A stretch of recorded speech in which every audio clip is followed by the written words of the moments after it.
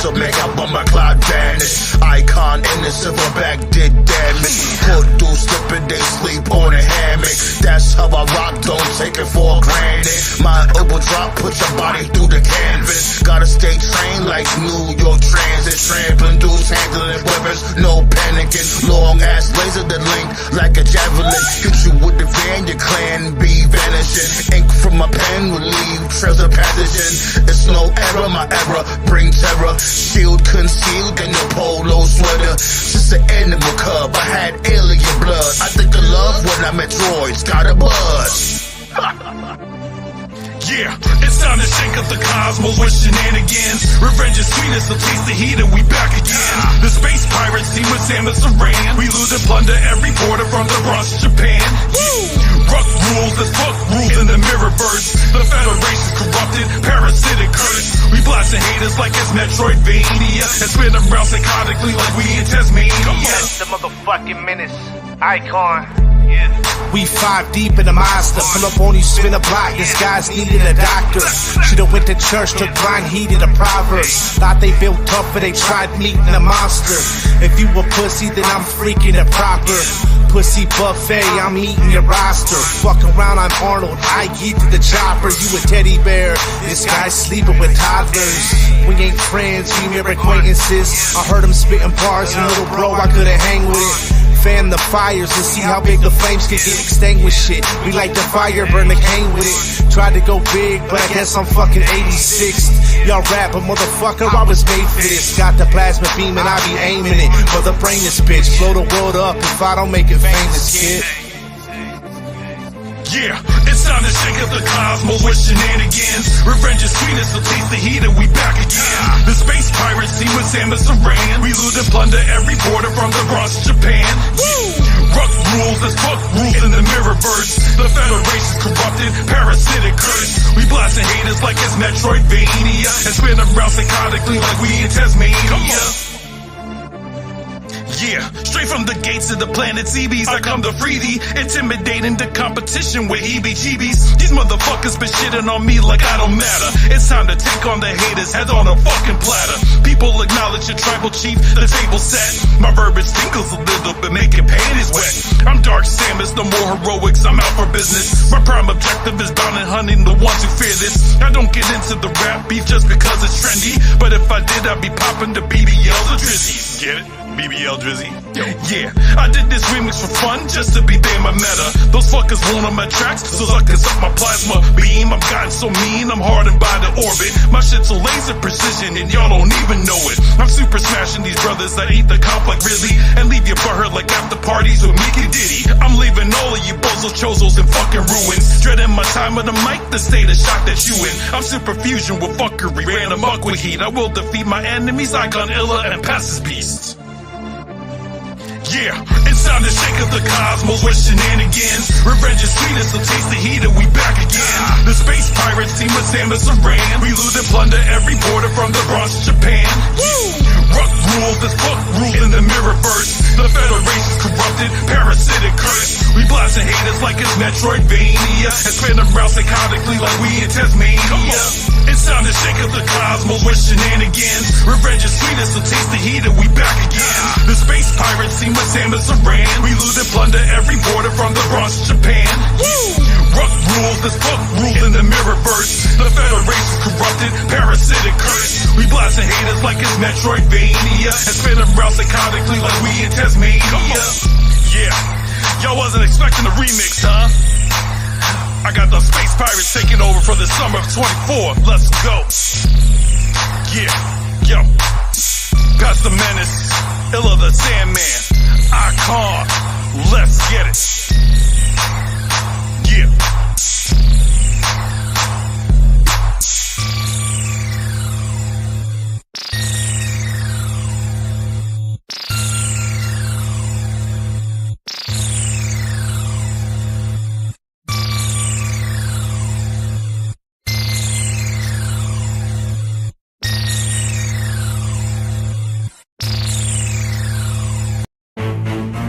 You already know what time it is. We in the business of hurt.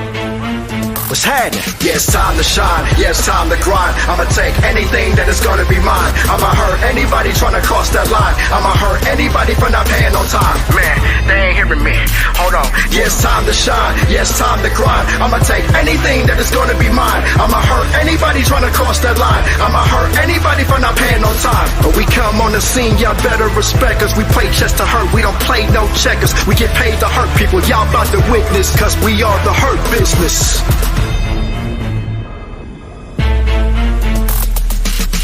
Yeah, you already know who's coming. If you're scared to get hurt, you better start running. Run up, get done up with a spear like Lashley. Get balled up like MVP, don't at me. Either pay dirt, cause it's all about Benjamin. Upgrade to platinum, thank God for excellence. Don't make Alexander check y'all with a lumbar. Might as well tap out a submission, on bar. Wait a minute, rewind that back. Don't make Alexander check y'all with a lumbar. Might as well tap out a submission, on bar. Or get locked in a hurt lock, get jacked up. Wanna do business with us? Nah, back up. This is grown business, we will hurt you with our suits on. Put the work in and tend to be very hands-on. Pay us and go let the losers keep losing. All I gotta say is business is booming. Yeah, it's time to shine, yeah, it's time to grind. I'ma take anything that is gonna be mine. I'ma hurt anybody trying to cross that line. I'ma hurt anybody for not paying on time. Man, they ain't hearing me.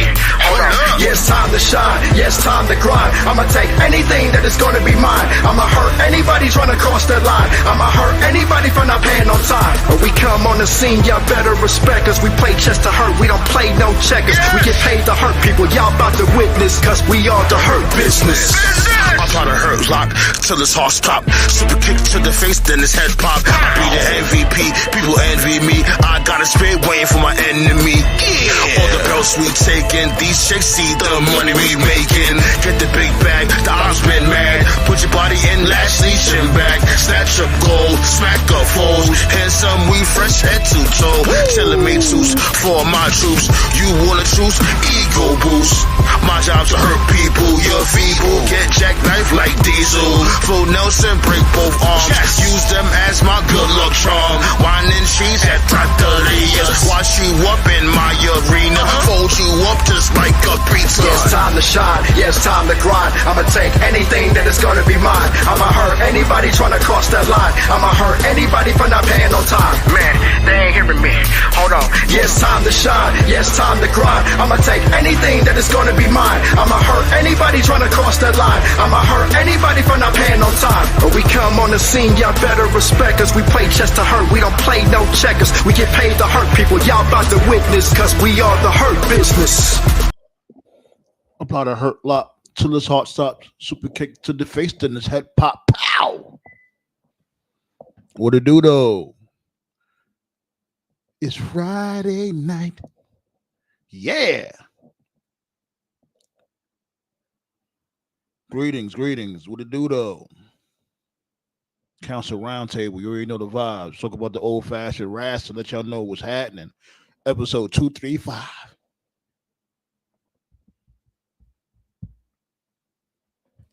Blaze was goody. Henny God, what it do though? Ballet, Black Star.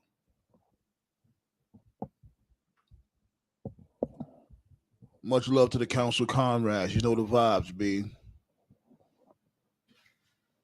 Want to thank everybody for watching the uploads. You know what I'm saying? Keep running those numbers up. Keep those thumbs up. Hacksaw Jim Duggan style. All that fly shit. So yeah, B, tonight is the last night for SmackDown to be on Fox, huh? What's going on there? I ain't gonna lie, I'm really not even interested in watching it. I'll just you know what I mean, check you guys' word for it, what's going on. Cause I heard this dude, Cody's supposed to be going against Solo. Only thing I see something happening from that is the bloodline start jumping Cody, and Roman Reigns is gonna come for the save. Roman Reigns is gonna come and save this dude Cody, and they're gonna keep teasing, you know, Cody and Roman Reigns getting cool or something like that. You know what I'm saying? Because you know they was bitter enemies from before, so I won't be surprised if they do something like that.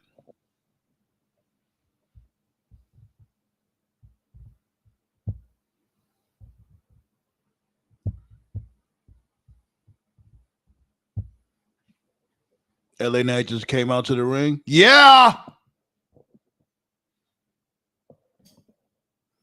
Shouts go out to LA Knight, man. Definitely deserves to be a champion in a top promotion in America.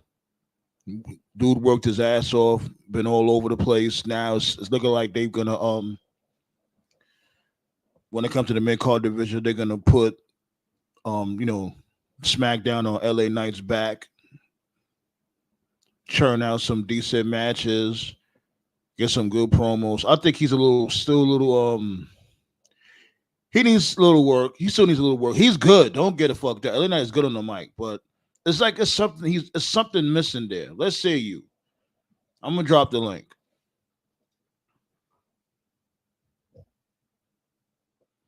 Thanks for the likes. You already know, B. Let's get 2 more likes.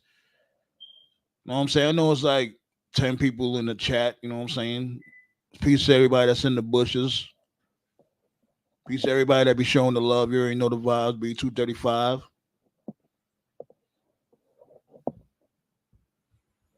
Let's get 2 more likes. Let's get 2 more likes, and I'll open up the floodgates. How that sounds?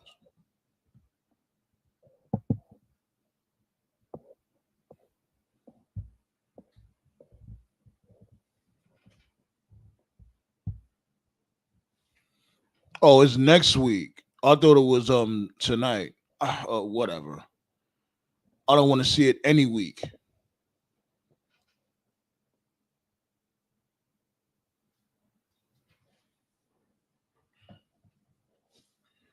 And for the Rich Homie Quan fans out there, condolences to the fans, to the family. The Rich Homie Quan. I never really listened to much of his music, but still a sad passing nonetheless. I hate, talking about things like this, but, it's rap news. I do try to integrate more rap news within our episodes here and there. When it comes to the good news, when it comes to the grim news, unfortunately. Like, this dude was in his early 30s, man. That shit is whack.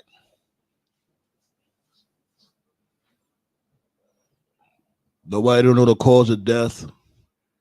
It just sucks, man. Like, according to the TMZ audio that was played, I think his lady had seen him on the couch, and I guess he was asleep all day. And she noticed that was a little weird.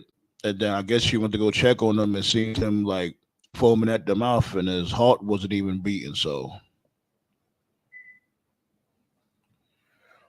unfortunate news, man. Condolences to the friends and family of Rich Homie Quan, man.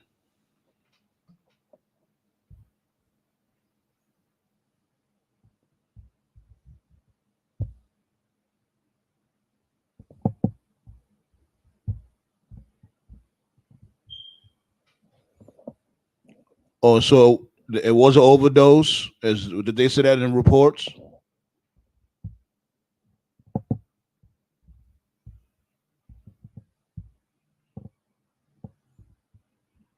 They go to link though. Pull up, pull up, pull up. We're gonna talk about Hangman committing a crime on national TV, and I love it. Yo, who would have ever thought? Who would have ever thought that I'll be fucking with Hangman now? I remember from before when I first had seen him in AEW and all that, because I never really known of him from before AEW.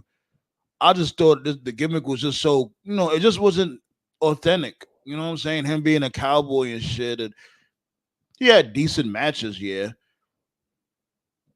But it's like, yo, my dude, really be a cowboy. Just because you drink a lot doesn't automatically make you a cowboy. I was saying, like, have some vignettes doing some cowboy shit, like what he says, cowboy shit, right? Do that. You know what I'm saying? Do something, I don't know. Act like a legitimate cowboy. Should have just dressed like a cowboy, and drinking a lot. But now this new edgy Hangman, the I don't give a fuck Hangman, the out for vengeance, out for blood, burning people's house down Hangman. I'm here for that shit. It's just so crazy. Like, I guess you could say it's an extra layer, and it's rightfully so how he feels, how he, it's legitimate how he's feeling. I guess that's what makes it work because it's a legitimate feeling. Oh, we have Black Soul. He fell out. I don't know.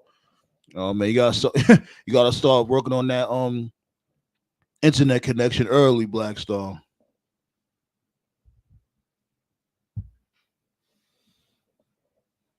Yo, Marcus, I know you watching. It's not a rhetorical question. I want to answer. What? That was random.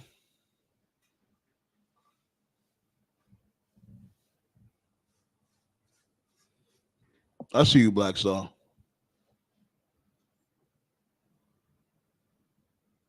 You gonna keep your camera on or you gonna turn it off? Which one you want to do?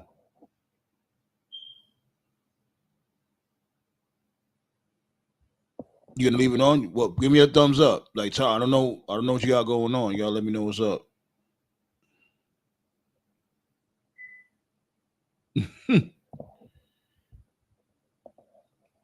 Now I don't see you at all.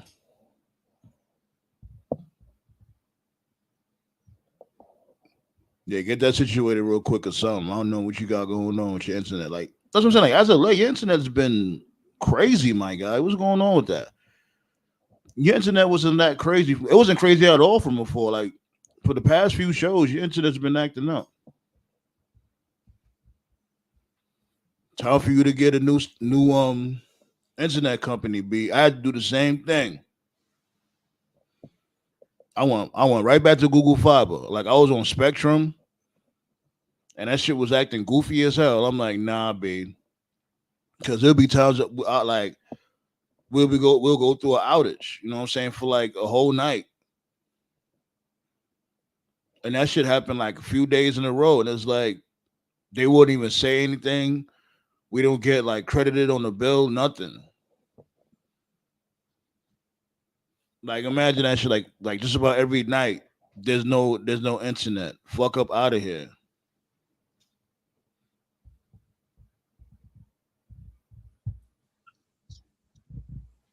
You. Oh, looks like I'm the first to arrive for once. That's nice. Right. Well, technically, Black Star was backstage, but I think he's going through internet connection issues back there. So I guess he's trying to figure it out right now. Gotcha. What do you do though? I'm chilling, just watching Collision. What's going on in Collision? Right now, Sheeta's wrestling Deanna. And I haven't checked out SmackDown, but yeah, I heard that Cody's wrestling solo in the first SmackDown on USA. That's good. I'm just glad they're getting off Fox. Fuck Fox. Fuck those guys. Yeah, I thought they was wrestling tonight, so I was like, whatever. I don't want to watch him any night.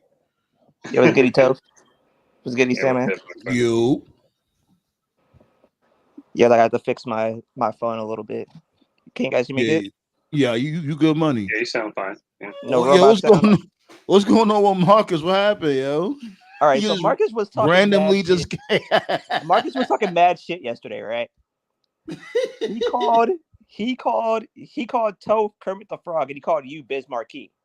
Oh, that was pretty good. I like that one. And he said that we in the roundtable don't get no pussy. So you have a wife, right?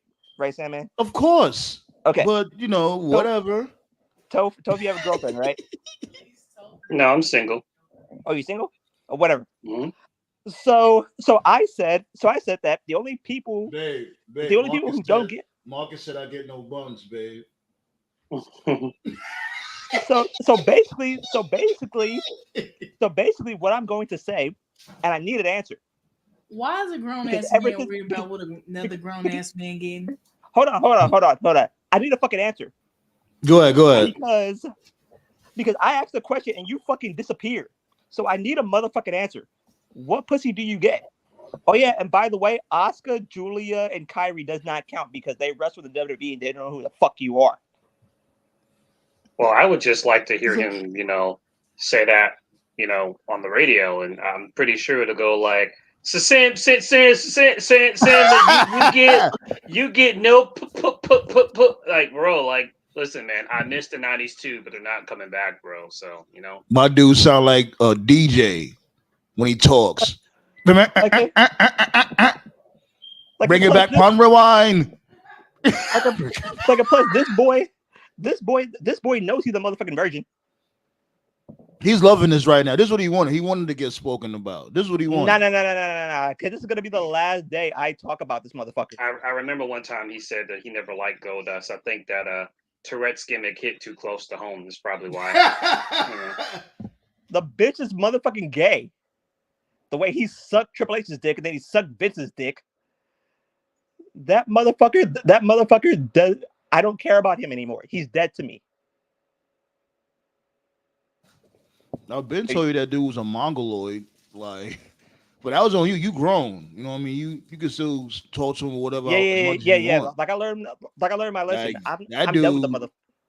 Like ever since that motherfucker was leaving, like hour-long paragraphs, 6 o'clock in the morning on my fucking phone, I was like, yo, what type of time this dude is on? Why are you leaving whole bibliographies in my damn text? Like, I'm not reading all of that. Oh, come on, Sandman. Like, how the fuck you stuttering when you texting? What the fuck we doing here? Like, you seen the movie It, right? And that's the best joke you ever said. Look like Biz Markie. That was pretty cool. You know what I mean? That was a nice little jab. But nigga, you still here. You are still here. I fucking boodled you how long?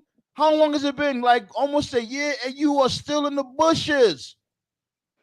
Nobody asked for you. Nobody don't be like, yo, where Marcus at? Like, only person that asked was maybe like Ballet. She was like, hey, I wonder what happened with Marcus. I said what happened, and she forgot about you instantly. The fuck out of here. You a fucking joke.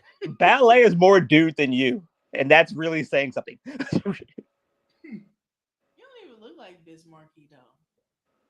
That's the best joke. That's the best joke he ever had in his whole existence. But that nigga sound like Yosemite Sam.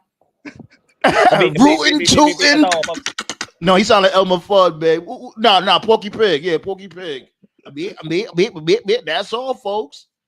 Fuck out of here. Mike hate to see him coming. I also think it's weird for another grown man to be wondering what's going on with another grown man. Like, it's 2024, but my guy, like, live your truth. Just come out already. You know, it's okay. You can be gay. I don't give a shit. I have gay friends. He motherfucking defended Triple H. He motherfucking defended Vince. He defended Vince. Yep. Yeah, because he want Vince to play with his Larry. That's why. And we told the dumbass every single fucking time that Vince isn't a good guy. Hey, yo, Josh, the Vince documentary is coming out September 25th. And we got that's a Wednesday too. Like, y'all sure y'all be free for that, because you know you got what you call it, Dynamite and all that popping up. So I ain't allowed. Yeah, I ain't watching that shit. I'm watching the Vince doc. Yeah, we got an update on that too. It's supposed to basically be like the self-destruction of the Ultimate Warrior, except like way worse. They're gonna like bury Vince like 10 feet under. That's what I'm hearing. No, but like the first the first part is basically gonna be unwatchable though. I heard that WWE is actually mad at Netflix for this shit. I'm like, what got me interested? I said this on the Facebook group the other day. There was two things that I noticed immediately. Number one, they showed Benoit. Really? So, yeah, they did. They showed Benoit. Wow. So that's the first time. Now, obviously, this commercial is not going to get aired on, I would imagine, the same network that WWE television is going to be on. Like, I have not seen the commercial on USA or Fox, but I did see the commercial on Paramount the other day when I was out at work. But yeah, the first thing that caught my interest was they showed Benoit, and there was another like a blink and you miss it clip of Vince talking, and there was like an old WWF logo. Now, if you've been watching WWE for any period of time, a lot of the old stuff that has WWF, they blur that out, but it's not blurred out. They showed it and everything. So that right there, the fact that they're not blurring out the WWF logo and the fact that they showed Benoit, that lets you know it's going to be no holds barred. They're not going to hold back at all. And also that's an interesting thing that you just mentioned too, because there was rumors out there saying that Triple H wants to bring back WWF. He wants to bring that back, so that could be an indication to that also. Yeah, like they're having negotiations about that right now. So on that one, stay tuned, and there's more stuff. Dynasty was goody. There's TKO more. was goody. Yo, was good, TKO. What up, y'all? And what's Josh was more? goody. My bad, Black. So I'm just saying what's up to everybody. Okay. I don't want people to think that we forgot about them. Was good, Josh. TKO, of course. Was goody Dynasty. Thanks for y'all for pulling up, B. Go ahead, Black Saw. Okay. Next week, Cody's going to be in TNA. Really? What? Cody Rhodes? Yeah, for a taping.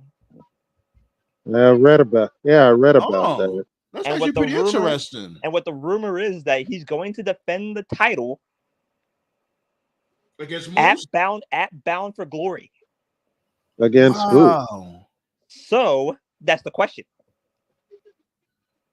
Wow. See, that's very humbling of Cody, though. Seriously. And a couple of names that have been brought up for this matchup is either Josh Alexander with Moose facing Trick Williams, or Moose faces Cody and Alexander faces Trick.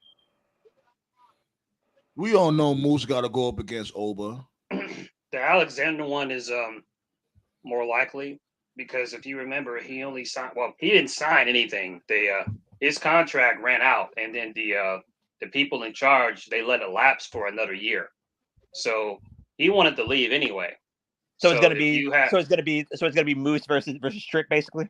Is what you're saying? Yeah, because you could, not to mention, because Ethan's the NXT champion. Don't forget, they used to do the North thing. So I could definitely see him leaving, going to NXT, and they could reform the North up there. Let me see what's going on with Bound for Glory. Where are they at this year? They are at I think it's gonna be in Atlanta, isn't it? No, it's in Detroit, Michigan, at the Wayne State Fieldhouse. Let's check this out here. The Wayne State Fieldhouse. What? They gotta do now. They gotta move this. Okay. The Wayne State Fieldhouse has a capacity of 3,000.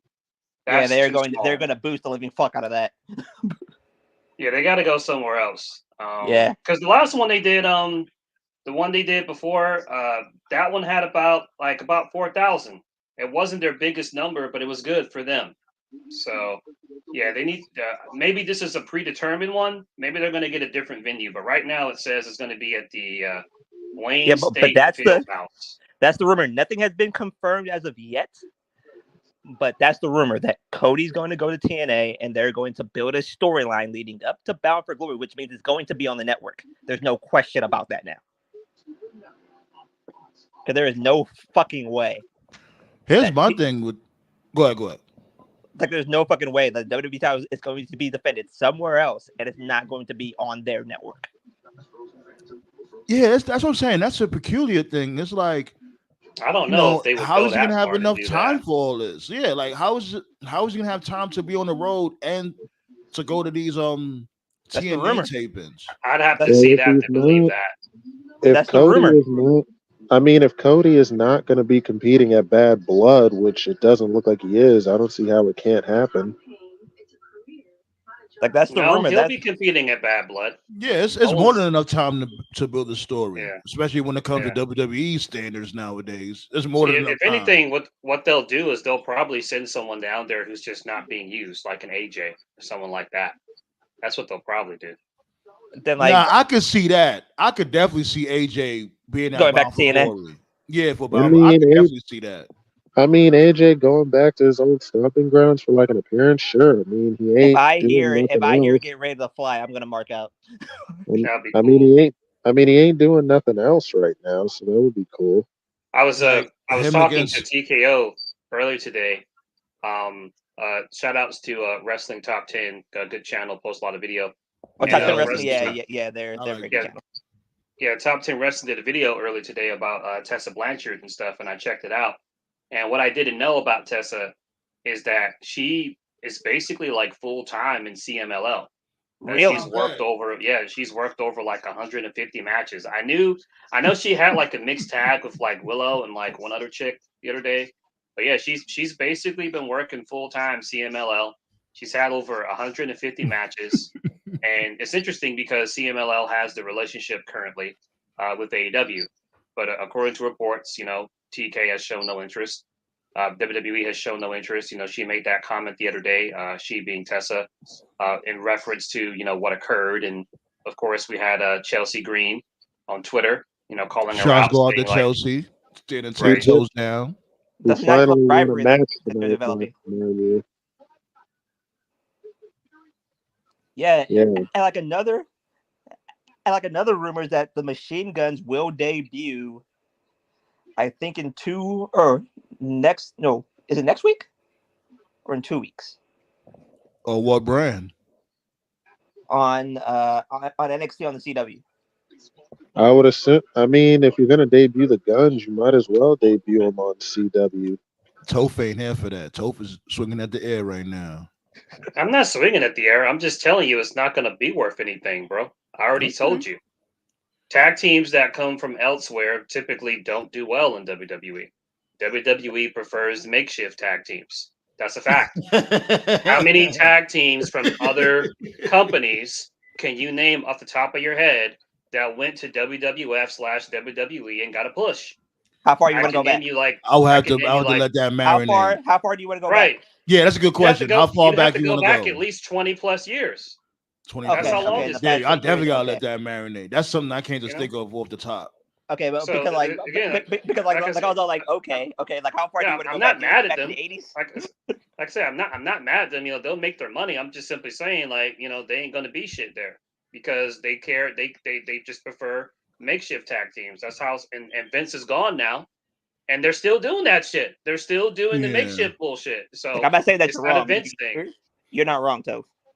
I would I would say from before, I would rather them on the main roster because the main roster could need some fresh tag teams. Well, the main roster will machine gun them. You know damn well they will not make it on the main roster. Like that's what that's what I've been hearing that their debut will be in Chicago. I the said it All-State before, man. Arena. War Machine, they were like the team of the indies. They were like everywhere. They were like in Ring of Honor, New Japan, PWG. I love WWE.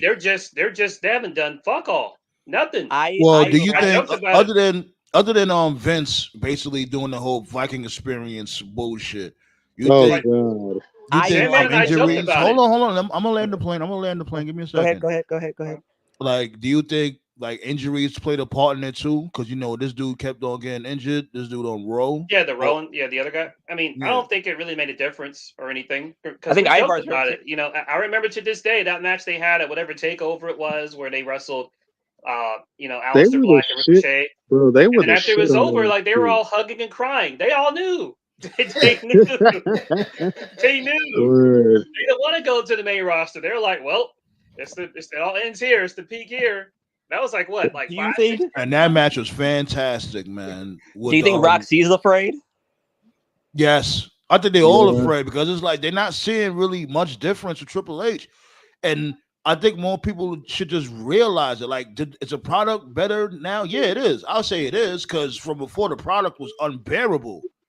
You see the little difference now. Heading towards it being better, but it's still like a long road they gotta walk. And if they're not gonna fucking make any more progress, if they can't keep doing the McMahonisms.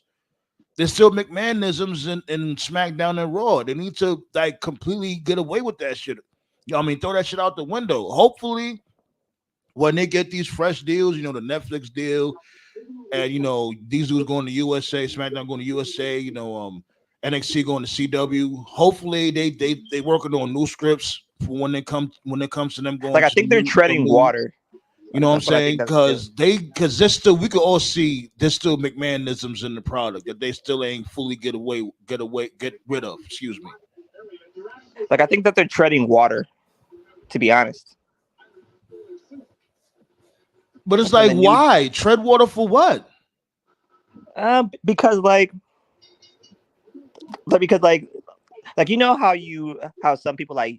how some people say like, oh, don't waste a good story on people who aren't gonna watch. But it shouldn't only be one story. It should be multiple stories. You should have. This is why they have a whole staff of writers. You're supposed to be working on stories for the whole year or from 6 months. like the first quarter year to the final quarter year, something like that. So do 6-month booking when it comes to your talent.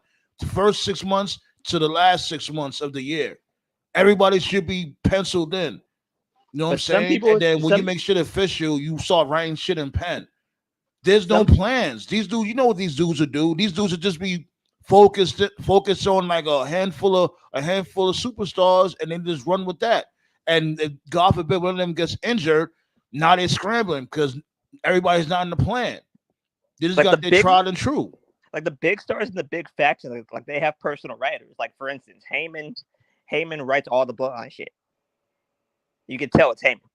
Yeah, the end. It actually makes sense. That's it. Nope. What else is going on? And I think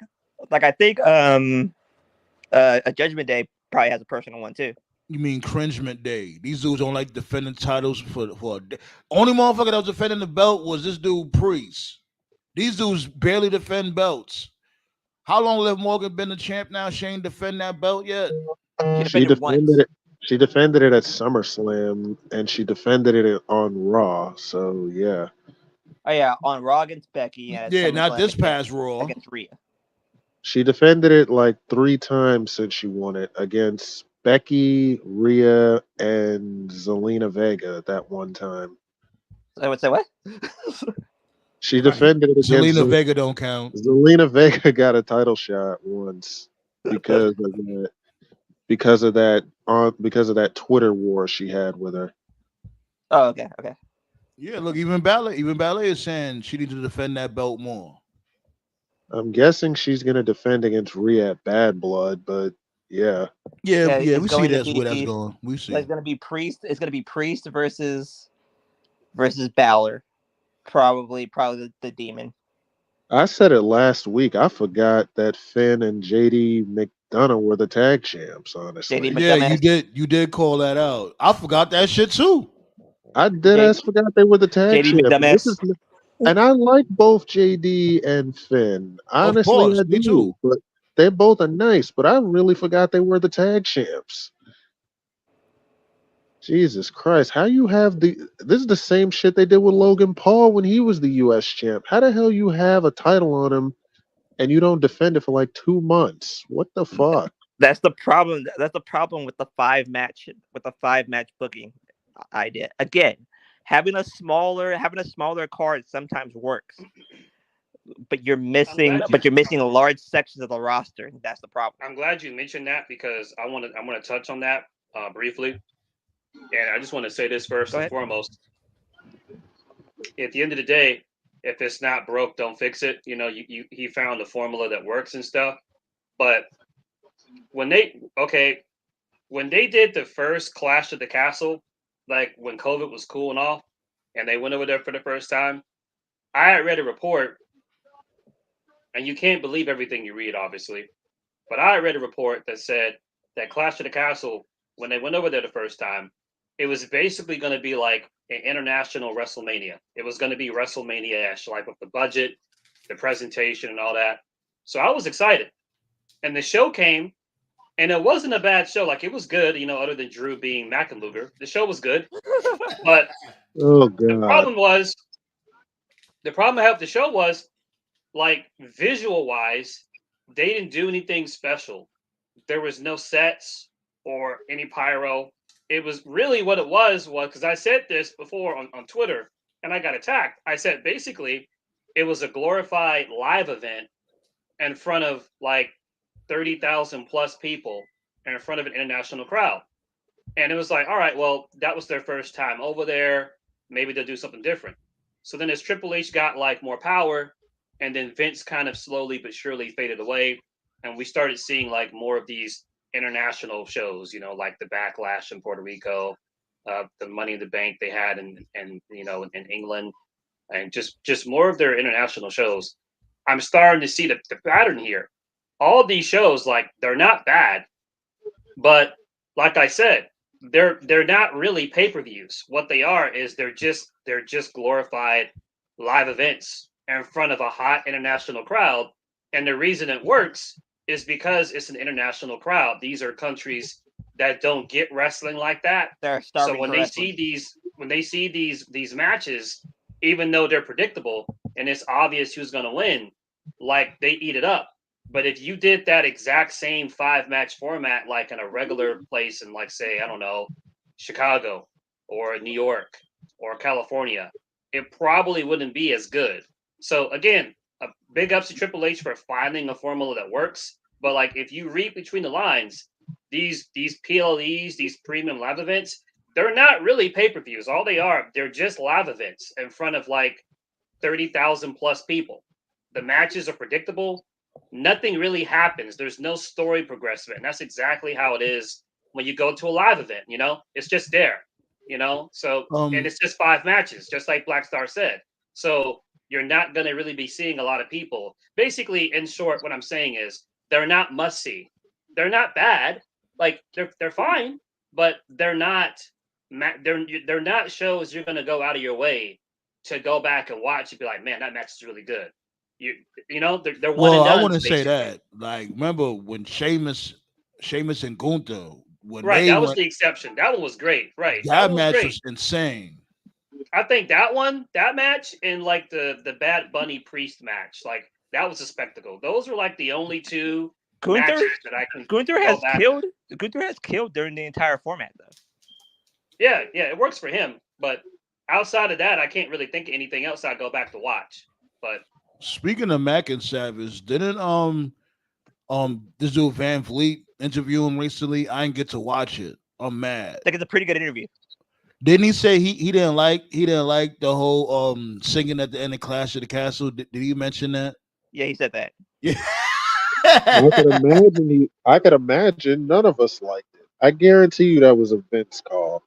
Because it was so random. It's like, what the fuck? What? My dude, you just lost the biggest match of your career. Like, if Why I was singing? like if I was WWE, like if I was WWE, I would truly put that into Mac and Luger's heel turn. You go like, I lost to Roman Reigns, and they made me fucking sing. Like, oh shit. What needs to happen is whenever, I mean, it's not going to be anytime soon, but someday when Roman challenges for a world title again as a face, whoever that person should be, Roman should have that person. Yeah, Roman should have that person dead to rights, and Drew should just come out of nowhere and claymore his ass. Make it come full circle. Make it come full circle. Be like, no, I don't care that you're a good guy. You fucked me over 2 years ago. Now I'm fucking you over. No Diddy. That's the story. You made me fucking sing. Well, Roman would have to go to Raw then, if that's the case. No, he's going to Raw. Yeah, he's going to Raw. Netflix, like I said, Netflix wants him, so he's going to be there. He's got to Go ahead. No, ain't no. I believe that. I'm just saying he should go to Raw. Ain't really nothing else for him to do on SmackDown. Well, you know, he got to tie up some loose ends with the bloodline. Once he tied them loose ends up, he'll be out of there. No, I'm saying do it after Mania, because this bloodline thing should be over after that. I agree. Like I'm telling you, if Mac and Savage ever says that, you're like, I lost to Roman Reigns, and they made me sing. Oh my god, that definitely had to be a Vince McMahon call for McIntyre to sing. It was like, my guy. What a way! It was so random. It was like, yo, what's going on? Like, bro, you just got screwed out of the world title in your hometown, and you're singing a song with Tyson Fury. Tyson Fury of all people. They're like, that's what I knew. That's what I knew right then and there. I have to Claymore. That's the Claymore. What's the GM's name? Oh my god. What's the GM's name? Pierce? Yeah, there you go. Yeah. That's what I knew right then and there. I had to Claymore Pierce. Yo, that dude Adam Pierce, there's nothing metal about that dude. Scrap metal. No. Yo, he's just bunch, yo. Like, they don't show this dude no respect on Raw. And I think they should start bringing that up. Like, I don't know, some type of authority figure. I don't know who. But it should be mentioned, like, yo, why nobody here don't show you no love, my dude? You just be having the inmates run the asylum. You tell them, yo, chill the fuck out. They be like, the fuck out of here, eat a cock meat sandwich, and they do whatever the fuck they want anyway. I know NXT wasn't very good at the time, but I liked the little thing they did was when Regal was the GM, but then he hired Joe like as a muscle. Remember that? Yeah. That was Yeah. Towards the end of Black and Gold. Yeah. Yeah. It didn't last very long, but I That's what liked they it. should do. Yeah, he needs some muscle. He needs somebody to be like, you know what? If Like somebody's who? somebody Like doing the who? most, take him out there and pack him up. Honestly, that would have been a great Bronson. spot for Bronson been a the great muscle. spot for Dijak if they didn't fire him. That Now would have been Bronson great Reed for should him. be the muscle because Bronson Reed likes fucking people up. Bronson Reed don't give a damn. He likes Yeah, fucking right. He people got up, his like own that. thing going. Bronson Reed got his own Bronson thing Reed going don't on. even like Pierce. Are you kidding me? He don't even like Pierce either. You're right. Oh yeah. Okay. It's funny because now that I think about it, there's like at least I think 5 different wrestlers that are on a heel run, and they're on a heel run because like Pierce didn't pay them any attention. Like, he was like, because Braun Breaker's like, hey yo, you didn't put me in the King of the Ring tournament, so I'm gonna kill people now. Bronson Reed's like, yo, you won't give me a meeting, so I'm gonna kill people now. So there's a pattern. Yeah, he is a bad boss. This He's dude really Pierce, he should hire the Motor City Machine Guns as assassins. There you go. Man, They if go that's their the new case, role. he's the biggest. If that's the case, he's the biggest heel there. Shit. Like He's on Vince you want, levels. Yeah, like he's suspending motherfuckers and giving them a fine. Like these motherfuckers are rich. They don't give a fuck about no damn fine. the biggest one is The biggest one is Drew McIntyre. I got screwed out of the world title multiple times. Now I'm kicking Punk's ass. The greatest promo I probably ever heard was in WCW. I think it was Regal. They go like they find me, so I paid them double, so now they owe me. Remember that promo? Yeah, we get you. Mm-hmm. Yeah, like he said, like he should have said. He says they find me, so I paid them double, so now they owe me. Yeah, because motherfuckers is rich. Like the fuck. You think you think a fine is gonna stop people from hurting people? I'm like, you fine Bronson Reed and he's still squashing niggas. Like, Yeah, like these motherfuckers got millions of dollars in the bank. Like if not, maybe like $2 million in the bank. You're gonna find them $10,000. The fuck is 10,000 to 2 million in the fucking bank? Like I think like Randy did that to Nick Aldis. He was like, he's like, yo, this is double. He's like for next time. Shit, motherfuckers have 600,000 in the bank. What's 10,000 to 600,000? I'm glad you brought that up because I remember like one of the dumbest stories ever on Raw was that time during Evolution when Triple H put a bounty on Goldberg. I think it was like a $1 million bounty, and I was like, Teenage Me was like, I'm pretty sure most of the wrestlers make over that. Like, you gotta increase. Exactly. You gotta increase that's the restaurant and bar bill. The fuck. Right. That's Flair's bar bill. Exactly. On a good day. That shit bogus. Oh my God. Now with this dude is a difference. You know what I'm saying? With my guy over here in SmackDown. At least motherfuckers respect Nick Aldis. Yeah, Shit. he got respect because he don't take no shit. He didn't have shit in the butt ASAP. Now, as far as Hangman goes, he doesn't need a fine. That nigga need to be arrested. You see the title of the show, right? This dude committed a crime. That motherfucking Hangman is a fucking menace for real. Hangman the arsonist. I'm here for it though. He took lessons from it's so funny. Randy Y'all remember I wasn't even feeling this dude from before? Y'all remember that shit? I was the first one saying like, oh, this dude is not a genuine cowboy. Like, this and that. I don't like his title run. Now I want to see him win the title. Now I don't mind him being a champion. Well, technically, you're right. He ain't a cowboy. That dude is a fucking arsonist. He taking lessons. He taking lessons from Randy Right, Orton. that cowboy shit is done. It's a wrap for that cowboy shit. I'm calling it now, bro. I'm calling it now, bro. He's gonna kidnap Nana. He's gonna feed Nana to a bunch of like dogs and shit. Oh my god! I can't. God damn! What the fuck? What type of time? I don't know about that, but he might. I know that kidnap Nana and beat the shit out of him. But yo, he should do something like that when it comes to Nana. Like, well, I guess either kidnap Nana or to be more realistic. Swerve always wears the Jimmy Wave, the Jimmy Ray jacket when he comes out when he bends over. No, did he? Oh God, damn! Wow. He should take the jacket and burn that. He should threaten to take the jacket. Because Swerve cares about that. Like, yeah, I think he's a big Jimmy Ray fan, right? Yeah. Yeah. Okay. Either that or cut his hair. I know black folks, we love our hair, so I don't know, like, if Swerve is down The for coldest heel action I've ever seen in my life. Pause. Was what Adam Cole did to Jay Lethal. that. Yeah. He brought out the clippers and he cut his cornrows off while he Oh was the yeah. cornrow. Yeah, you got to be careful when you do that to the black community, but that's probably like the closest thing that Hangman could do is like cut his hair. So you said that he should pull a Cole? I'm saying that he should be the most violent human being inside that steel cage. Yo, he's not Hitman anymore. He's Hitman. That's Hitman. Well, speaking of killers, fucking Jacob Fatu just went ham on Montez. Dude just dropped him on his head. So he's killing the entire roster again? That dude is dropping 4 guys like he been doing. Everybody dies.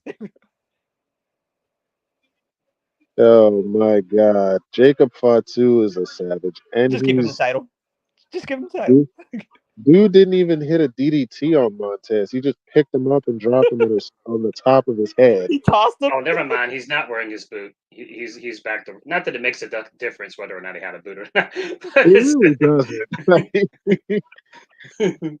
This man just beat up 4 guys, and the best part about it is we still haven't seen his full offense. The first time I saw him, I was like, just give him the title. Just give him the title. At this point, I'd rather see Cody versus Fatu for the title. That's what I'm saying. Just give him the title. Give him the Ula No, you don't want to do that. You don't want to do that. You don't want Cody to get booed. So give him the Ula Fala. Give him the title. Just give him everything. I mean, fuck it. Did they give an explanation on like? I guess they didn't, but I'll ask anyway. Did they give an explanation on Lashley, or are they just ignoring it, not mentioning it, as if like it never happened? They're ignoring it. They're ignoring it, obviously. Yeah, Jaden Reed just scored another touchdown. That's good. Game Packer update. So yeah. What happened with Jacob Fatu? I just came back. I went to go get some. Jacob Fatu did what Jacob Fatu does. He's killing the face roster. That's what he's doing. Who he washed up? He washed up everybody, bro. What part of everybody? Like, remember that movie, The Professional? Everyone lost. Everyone. I'm telling you, that DDT he just did on Montez, I thought he died. Jesus. Man, we called it though. Yeah, well, you know it is. Like, man. you Montez. sure you want to put this? You sure you want to put him on the bloodline? You might as well keep the bloodline at home. What's this? Montez taking another L. Triple K strikes again. There you go. Yeah. Speaking of your MVP, man, you don't cease to amaze me. You heard he said basically like, oh, he never called Triple H racist. So what? Like, yeah, you didn't call him racist in verbatim, but we knew what you was insinuating, clown.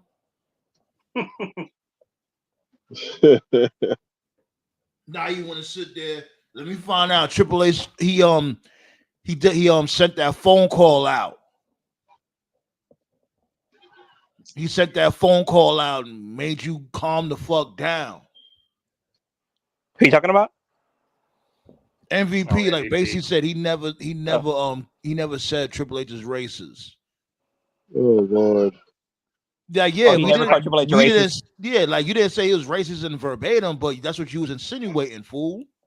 Well, it's like I said before. At the end of the day, Vince is the one that killed the Hurt Business, but also at the end of the day, Triple H is the one that had the power to bring it back and chose not to. So he shares responsibility. So it's like we've been saying here on the council. I don't think he's racist. I just don't think he cares about black people. I don't think he gets black people. Like I said, He grew up on the extra white side of Connecticut. Right. So yeah.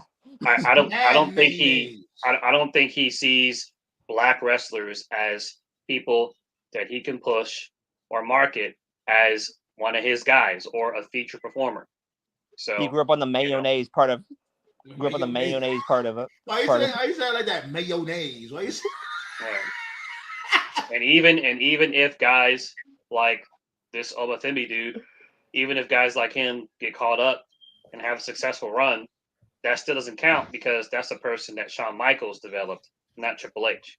That dude, Obathembi could be jaywalking. He's gonna get fired. Yep.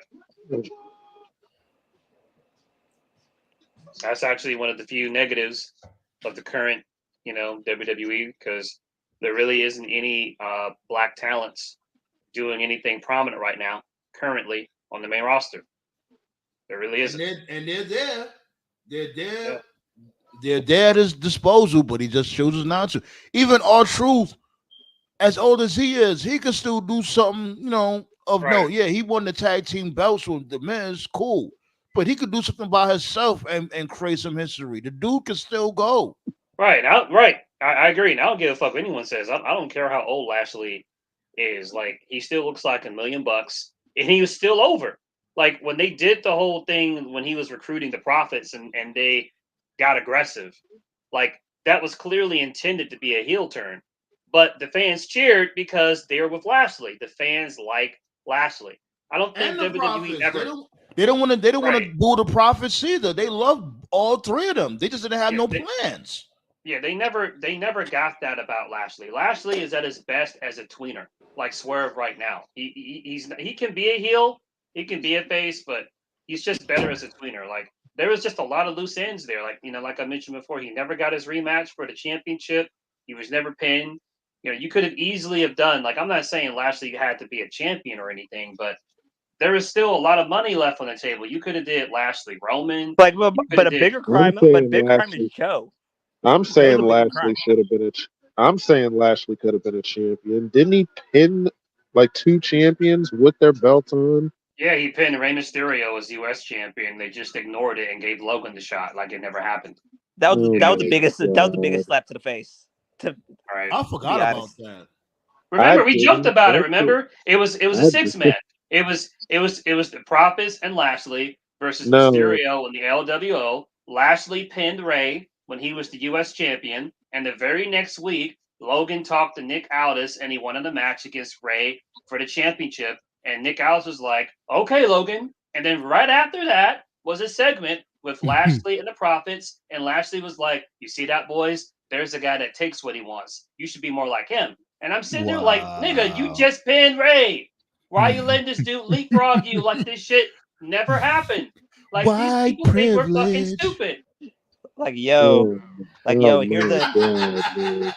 update. Here's the update that you guys probably want to hear. It's that Mustafa Ali, his AEW debut is going to be Sunday night. You said Mustafa Ali? Mustafa. Wait, Mustafa Ali is Saturday because All Out's tomorrow. Oh, Saturday. Okay, tomorrow night. Yeah, tomorrow's All Out. Wait, Mustafa Ali is going to be on AEW? How? Yeah, what is he going to do? According to Ango, he's making his debut tomorrow night. Against who? I don't really know. Now, if he comes through with that presidential character that he got to cut a promo, I like that presidential. Yeah, if he comes to cut that promo and somebody comes to interrupt and build a feud, that's okay for me. I'm here for that. Yeah, I know I've been watching some of his stuff. I've been watching some of his stuff in New Japan Strong and TNA, and anyone out there that has been following it, the presentation is just night and day from what he was doing in WWE. And I don't understand. Well, actually, I do know why, because Vince is a fucking idiot. But this was basically what he wanted to do. This was the idea that he was pitching to Vince, because the story was Triple H gave him the okay. Yeah, and Shawn gave him the okay too. Okay. Yeah, Triple H did, but Vince wasn't having it. Yeah, the story was that Vince pitched him an idea. Whatever it was so offensive that like he got in Vince's face. Man? You know what? Okay. I mean, they took away. Vince took away Ali's name to spite him. So yeah. Yeah. Triple H Triple H and HBK both gave him the okay. Like, yeah, go ahead and do it. But I think I think Shawn was going to put the North American title on him. Honestly, I think that's the direction they were going in. Yeah, because he did have beef. Then he had beef with Bro, imagine that they fired Ali literally the night before he was supposed to win the title. Yeah, because who he had beef with again? I forgot. And Wasn't this it dude Dragon Dom, Lee or someone like that? Yeah, it was Yeah, Dragon Dragon Lee, Lee. and Dom took his place, and Dom took the belt from Dragon Lee. They put the belt on Dom instead of Ali. Ain't that some shit? Yeah, so if anybody hasn't seen it yet, like when he cuts promos like the same way that like a politician does when they're running for office. It's funny. He's wearing the suit. He has like a secret. He has like a security force with him. Basically, it's like JBL's cabinet gimmick, just better. Wasn't it that dude from MLW, Blackstone, right? Mm-hmm. Blackstone. Oh, Hammerstone. Yeah, Hammerstone. Yeah. Hammerstone was his security, right? Part of the group, yeah. It's really cool. I like the gimmick. What the fuck is Hammerstone even doing? Like, why is NXT? He's in TNA. What's TNA? Why are they not using him? I don't know, bro. I think he's hurt. What the fuck is going on? Too. Is he injured? Yeah, he has to be hurt. No. They never said no reports about it. They didn't say anything. No. That's because we definitely one of us would have heard something about an injury report. Last I saw, he was like in the opening. He was in the pre-show, like losing to fucking Kazarian. And I like Kaz, but it's like, bro, get the fuck out the way, man. It's 2024. Ain't nobody trying to see you like that. Job to Kazarian. Like, do you think is going on? I know he thinking like, damn, I should have just took my dumb ass to WWE. I probably would have been better. Do you think that HBK would do a better job with him? I don't. Right now, anybody could do a better job with him. Right. If that was the case, he'd have been over there by now. How old is Hammerstone? As a matter of fact, how old is Hammerstone? What's his age? Probably in his 30s. Because that's a factor too. His age. Let me see. He is not when pre. He's 33. He's young. He's 33. Oh yeah, he good. Put him in NXT for a year. Yeah. Oh, by the way, Sandman, your boy, the EJ Mduka, he's with Lee Johnson and Ring of Honor. They just became a team. I like him. Oh, work it out here. That's what's up. I like him. I saw him on freaking RH. I like this dude. Yeah, I saw. Okay. So what him and Lee Moriarty is doing? That last name's Moriarty. No, not Lee Moriarty. Lee Johnson. Lee Johnson. Okay, who the fuck is Lee Johnson? He's he was the dude that used to be with Cody sometimes at the Nightmare Factory. They had a few tag matches. Like, weren't they a part of like, isn't he a part of Shane Taylor Promotions now? No, Lee Moriarty is. See, two different Lees. Yeah. But he's cool too. Lee's cool too. So Lee Johnson. So what are they doing now? They're a tag team? Yeah, they just became one. Yeah, so they're gonna start teaming. Oh. But AEW and WWE be doing the niggas be wildin'. Niggas be wildin'. Yo, are you gonna get that shirt or what? What you doing? I'm gonna go to Pro Wrestling Tees and make that shirt. Niggas be wildin'. Actually, Black Star, what you just said that makes sense because isn't Ali from Chicago? Yeah, he's from Chicago. Yep. There you go. Yeah, he is from Chicago. And if you get that shirt, go ahead. Pardon? He's probably not going to be in a match. He's probably going to debut in a segment or something. He's probably going to like interrupt someone after a match is over. That's probably what's happen. Well, I was saying this. I would say this like vice versa, like vice versa. I was saying like have him there with the whole presidential campaign character cutting a promo and have somebody interrupt him. Like odds are he's going to interrupt Ospreay. If anybody. Yeah, I could see that. He's going to interrupt him. But isn't Ospreay busy with something? Isn't Ospreay got beef with Pac? Yeah, but he still has but he still has beef with MJF. That's a perfect combination. That's probably it right there. Ospreay probably wrestles Pac, and then he comes out after as a debut. Yeah, exactly. Yeah. I'd be down for that if it happens. It makes sense too. It's funny. Yeah, it sounds random at first, but the more I think about it, it makes more sense because to those who don't know, and I don't believe this is going to happen, but it's always been the story. The whole Kofi Mania thing that only happened because Ali got hurt, if y'all remember. And apparently, Danielson was pushing for Ali to beat him for the Yeah, WWE Championship. yeah, Yeah, that I was the heard that story. too. Yeah, Yeah, I don't think I just can't see that happening, but I don't doubt that Danielson pushed for it because he's a nice guy. So yeah. Danielson, he's a very humble dude, so I'm not surprised when they said We that. are.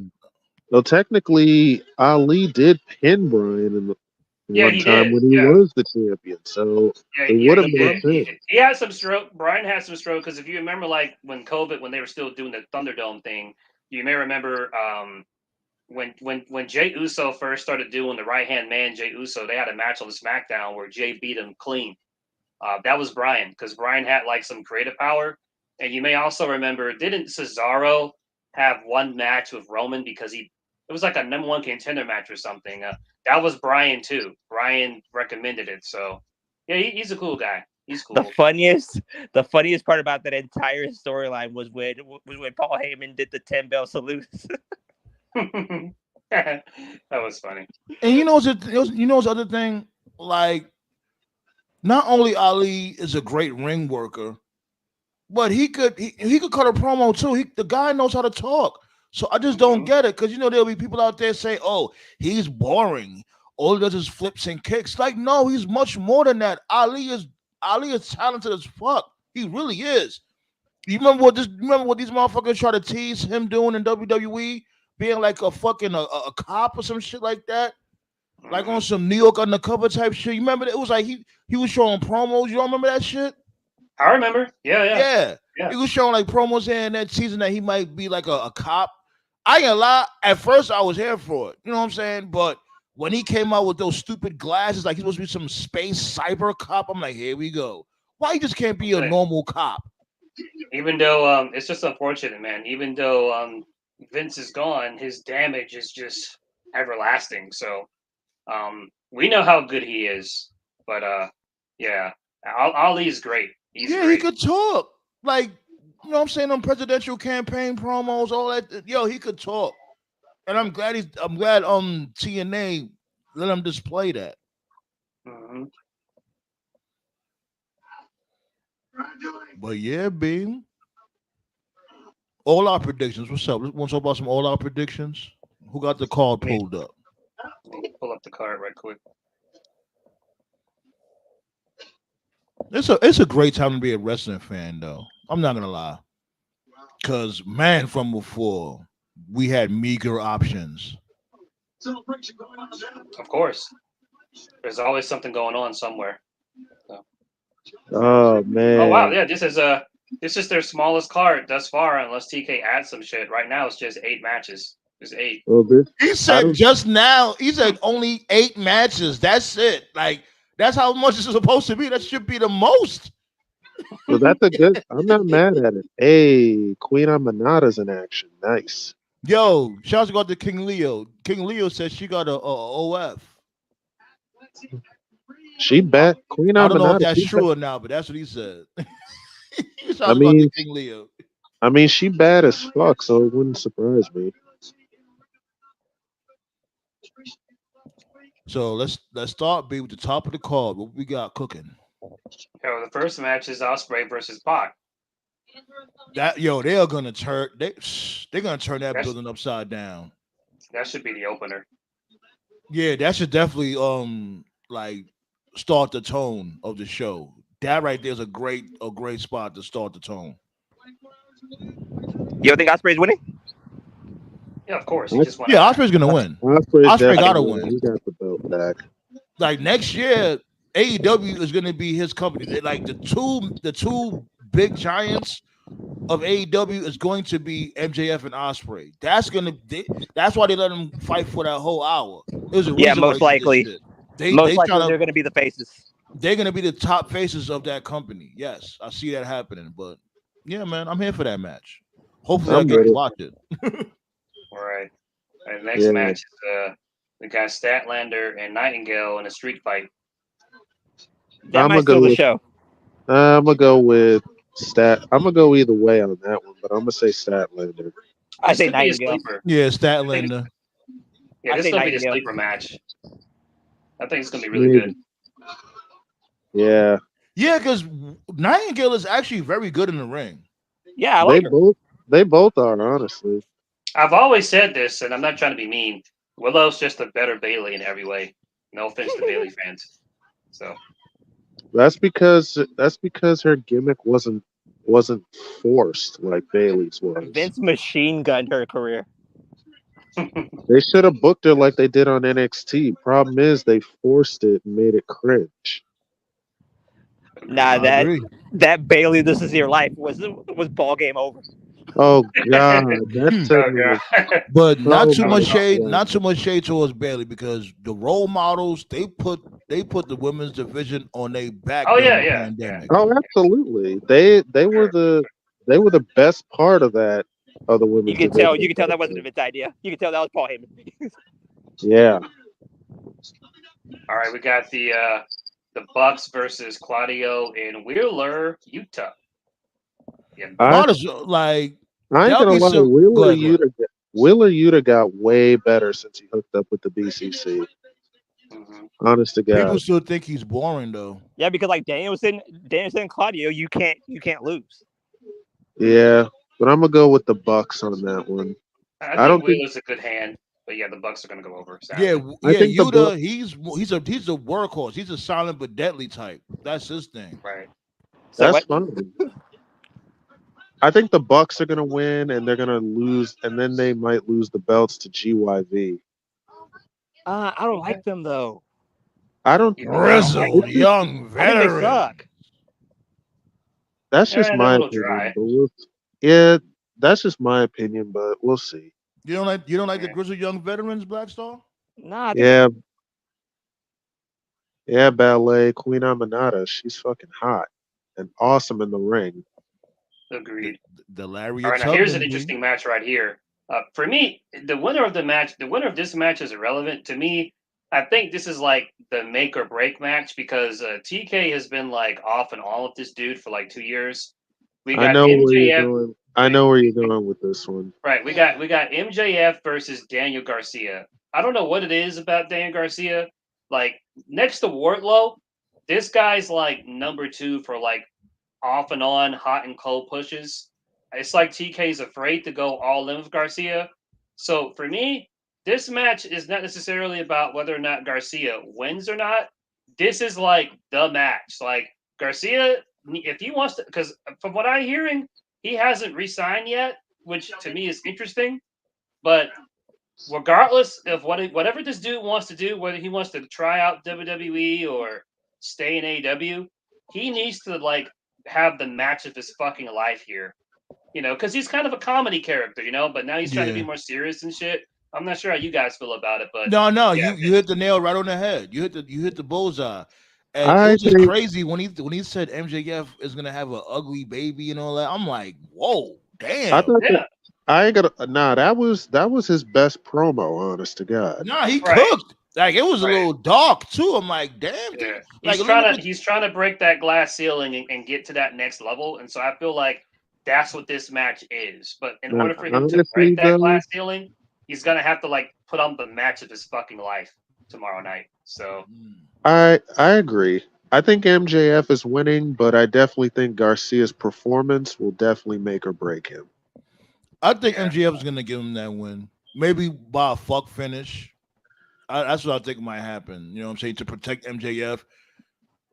But I will not yeah, be yeah, surprised because MJF, he's humble enough to let the youngins eat. We'll yeah. see. That's true. Yeah. Yeah, we'll see though. All right, next we got a four-way, but really, I really just want a one-on-one match. So we got Okada versus Mark Briscoe versus Orange Cassidy versus Takeshita. I would rather just see Okada versus Takeshita, honestly. But if they're you know, smart, Yeah, but they Takeshita can't have two wins. heels. They're not gonna have two heels fight one on one oh just yet. yeah, that's true. Takeshita wins if they're smart, but Okada wins because Okada, I'm gonna go with that's the way they Takeshita, usually like, book. I'm gonna say is it either. safe to say that he dropped the ball on Takeshita? Is it safe to say that yet? No, because he's still very well protected. I guess. That's I'm gonna true. say I think the he's biggest very drop ball protected. is I think the biggest drop ball about Takeshita is this dude pinned Omega twice, a former champion. And when you beat a champion 2 times, I do think that you should be higher up on the card. But I the thought he was TKO's gonna win that. I thought he was gonna win that New Japan World Title at least when Mox. Yeah, it's like Yeah, he got yeah. nothing out of it. Yeah. Yeah, I agree with TKO that he is protected. It's not like he's losing a lot, but at the same time, he should be higher on the card than where he is. He should definitely be like. I'm not saying he's on Ospreay's He level should or co-main MJF's event. level, but he should. Yeah, he should be up there. Yeah, he He's should be like co-main top event. 5 guys. He should be top 5 guy in Okay. the company. He's not. He's not top 5 right now.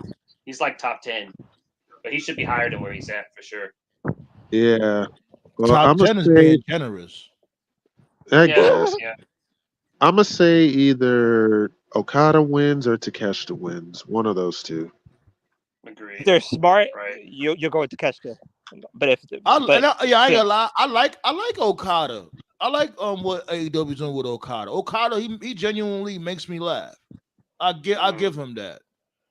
Bitch. I knew he was nice in the ring. You know what I'm saying? Like judging from the highlights that I've seen from him in NJPW and the matches that I've seen him in AEW, he could wrestle. We all know that. We all everybody's not waiting oblivious for to that fact. But I think when every- it comes to his character development and comedy, it's really hitting. It doesn't come off as too goofy. It doesn't come off as goofy at all, as a matter of fact. I'm sorry. I like Okada. I'm sorry I cut off your entrance song, bitch. Yeah, everybody's everybody's waiting for like Kenny to come back so he can face Okada. What I'm waiting for is Joe to come back so Okada can get flashbacks of that time Joe like tortured him in TNA. That's what I'm waiting for. Oh my god! There's rumors that Kenny's not happy. Of course he's not. Go ahead, Black. So tell me about the rumors that you had told me about. Yeah, like there's rumors that Kenny isn't happy and that he wants to retire in WWE now. Now, I don't know how long his contract is. That's the only question about this situation. Well, he did sign a 5-year deal. When was that? Like, was it last year, right? He signed the 5, so he got like 4 more years to go. He has 4 more years left. The thing about it is he might not even be able to wrestle again, given his condition. I really hope that's not the case, man. Yeah, I miss Kenny too. I'm a big fan, but yeah, I love Kenny. I love Kenny too, man. I do. What he needs to do, man. I don't want to see him come back until he's like at least ready to come back, because the trios thing was TK gaslighting him, because when he was hurt the first time, they brought because the trios belts were done like I think in 2020, and TK was waiting for the right time to do it. And so he wanted Kenny to come back early, and the idea was, oh well, it's trios, so you don't got to do half the work. So anyway, Kenny should just rest at home, dude. The rumor is that he wants to end his career. He wants to end his career with Cody. With Cody. Yeah, but we don't even know if he's even going to wrestle again. So I say we wait. That's probably the biggest question. The biggest question is he okay? Wait, hold on. Quick sidebar. Hold up. Giovanni Vinci lost in 3 seconds to Apollo Crews. What? You just realized that? Yeah, I wasn't watching SmackDown. I was gonna watch SmackDown after the show. I don't know who he pissed off. I don't know. What the fuck? What a way to debut a new gimmick, huh? 3 seconds? What a way to debut a new gimmick, right? Having all people Apollo Crews? Vince You're trying to start a race war over here, huh? Vince supposed to call Triple H and go like, yo, Hunter. Yeah, someone check Triple H's phone, bro. That Vince is sending booking through text message, bro. Nah, Vince. Triple H is not low. You are not low, my nigga. Wait. Apollo Crews. That means Apollo got to win. Oh my God, I can't shit on Triple H then. Fuck. Yeah, exactly. That's the point. That's what we wanted. See, I gave Apollo Crews a win. Look, I'm not racist. See? No. You saying it wrong. You're like, I gave Apollo a win. Apollo won. 3 seconds. Oh my God. What a way to debut! That's how you debut a new gimmick, right? Have him lose. Gunther's somewhere laughing right now. He's like, I told you you was a bum. All right, Oh we got we man. got we got 3 more matches left. All right, next match we got Mercedes against Cheetah. The stipulation Mercedes is Camille is banned from ringside. I don't know Mercedes why. wins. Wait, Mercedes hold You on. know wins. what? Black Star. Hold Wait, hold on. on. Go ahead, Tove. Finish what you Yeah, was gonna say. so this Mercedes against Cheetah and Camille is banned from ringside. I don't know why, but I have a gut feeling someone's gonna debut here. I don't know I why. agree. Who? You know I what? don't know. I agree somebody's gonna debut. But who would it be? So Out would you of the trying to reason, say that she's gonna this Mercedes Moné is gonna slowly build a stable around her? yeah, I because mean, why not? her whole gimmick is that she's the CEO. Well, if you're the CEO, then you have to have employees. You see what I'm saying? So Camille Well, would who's just a be free? one. What female's a free agent now? That's Let's a good who's question. Rebecca I have Quinn. no idea. Rebecca Quinn. you know damn well she's not going to be no Oh second my fiddle to Sasha I god. love how Banks. you used her real name. That was great. Rebecca Oh Quinn, my right? Yeah. god. It Can you sounds imagine? great. It Can you sounds great. imagine, bro? The internet will explode if she goes to AEW. She is not going to no AEW. I know, but the internet will explode if she Don't does. work yourself into a shoot, brother. That Nah, I fucking, wanna. Nah, that low fucking shit key. though. Nah, low key. Now I can't. Low key. Now that you said that, I kind of want to see her debut just to see all the Becky fans turn on her. Oh my Oh Not god. just yeah, talking shit she'll though. turn the IWC upside down if she to show up and Like I'm talking shit though. help Mercedes Moné retain the belt. You know how much fucking it'll be ridiculous on an IWC. Oh my god. Right. Either way, Mercedes is gonna win. I expect via shenanigans. So yeah. Yeah, but her and Sheeta will be a good one though. Yeah. Like, hey, you caught that, didn't you? But Yeah. didn't she just lose to Mercedes Moné like a couple of weeks ago? No, she Right. racked up some. Nah, Sheeta been racking up wins, bro. She hasn't. She But only lost once because of Camille. That's the here's something. story. Here's something that I kind of expect. What about the chick that just came back? What, Who? Jamie Hayter? Yeah. What about Jamie turns on Sheeta? You told about the T-Move Jamie. version of Rebecca Quinn. Jamie Hayter's already in a little mini side feud with Soraya, Yeah. so she's not going to be involved with Mercedes at all. Plus, I We'll don't even see. want, and honestly, I don't want Jamie Hayter involved with a faction because they just separated her from Britt Baker all those years ago. Good Remember? point. Really good All point. right. What's Tay Conti up to, or Ty Mello? Because she's had the baby, She's right? up to being a mother. She's Okay.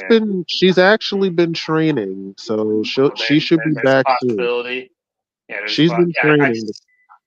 Yeah, it's probably someone from like Rampage or like Ring of Honor who I'm just not thinking about. I just have a gut feeling someone new is gonna debut. I feel like that's the gimmick, that's the play, because she's the CEO. Therefore, she's gonna have employees working for her, helping her win matches. Makes Yeah, sense. I think yeah, it but should be a bigger chick. I think because yeah, but who? Camille's already a tall chick. You know, you got Camille. She got that tall aesthetic. I think it should be another tall chick. You know Yeah, what I but mean? who? No, but who Yeah, the hell would it be though? it's a good question. I'm not as smartened up on the female free agency, admittedly. So yeah. All right, but we all Don't agree do that, Mercedes is going ballet. over, right? Don't do that. CEO, CEO. Do y'all really let this dude go in the booth and say that shit? I don't know who says that shit. Me neither. All right, next match is okay. Piss break. We got Jack Perry against Brian Danielson. Danielson wins. Next. Damn, yo, I mean, yo. we know Jack's not going to win the world title, but I would say like his what he got going on right now is better than what he was doing from before with the The only thing I can say about this match, I know it's not the most exciting match, but I'll give TK credit. The match does make sense. When they had that anarchy in the arena bullshit, Jack did pin Danielson. And oh yeah, he Yeah, the only thing I remember about that was Darby Allin hanging upside down like a pinata. And Jack being on fire. Right. Is Darby Allin even on All Out? No, No, he's not. he's gonna be on Grand Slam though. So Yeah, he's got a world title match. So basically, right. he's facing the winner of this match. So Yeah, Yeah, we pretty we we much. we doing a watch party for Grand Slam, so keep that he's in mind. Yeah, and facing the winner. there's a possibility Darby could win. I don't think he'll win, but there's definitely a possibility that he could actually win the world title. We'll see. I don't. I want to know what the hell. I want to know what he's gonna do with John Moxley because Mox keeps calling him out. So Same. I Right. want to know what that's about.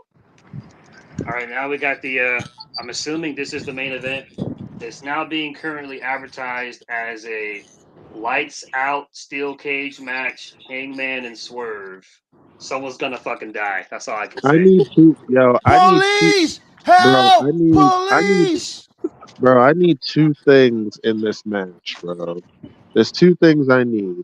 Number one, my pick is Hangman to win, and two, Now you saying I it wrong, need this. TKO. It's Hangman. And two, I need this match to be super violent. Like no wrestling holds, no stalling. Hell, have somebody get jumped before they enter the cage. But I need this match violent. Yo, this is how Like, how violent could this you match is top? gonna be, bro. How could you top Swerve drinking the man blood? Like, how could you Yo, top but that? this is gonna be how violent this match is. Y'all remember that old movie Mississippi Burning? Of Oh course. God. Oh Remember Jesus! that? He already Remember that one? basically, and then he already basically did it on Dynamite. If you think of it, only thing it was missing was a Remember, cross. remember that one scene in the movie where like where the clan came and burned the church and they started Yeah. playing the holy music? Like that's what this match is gonna be. Oh my God! This match is gonna make Mississippi Burning look like fucking Little Mermaid. Oh my god. Oh Jesus! Oh man!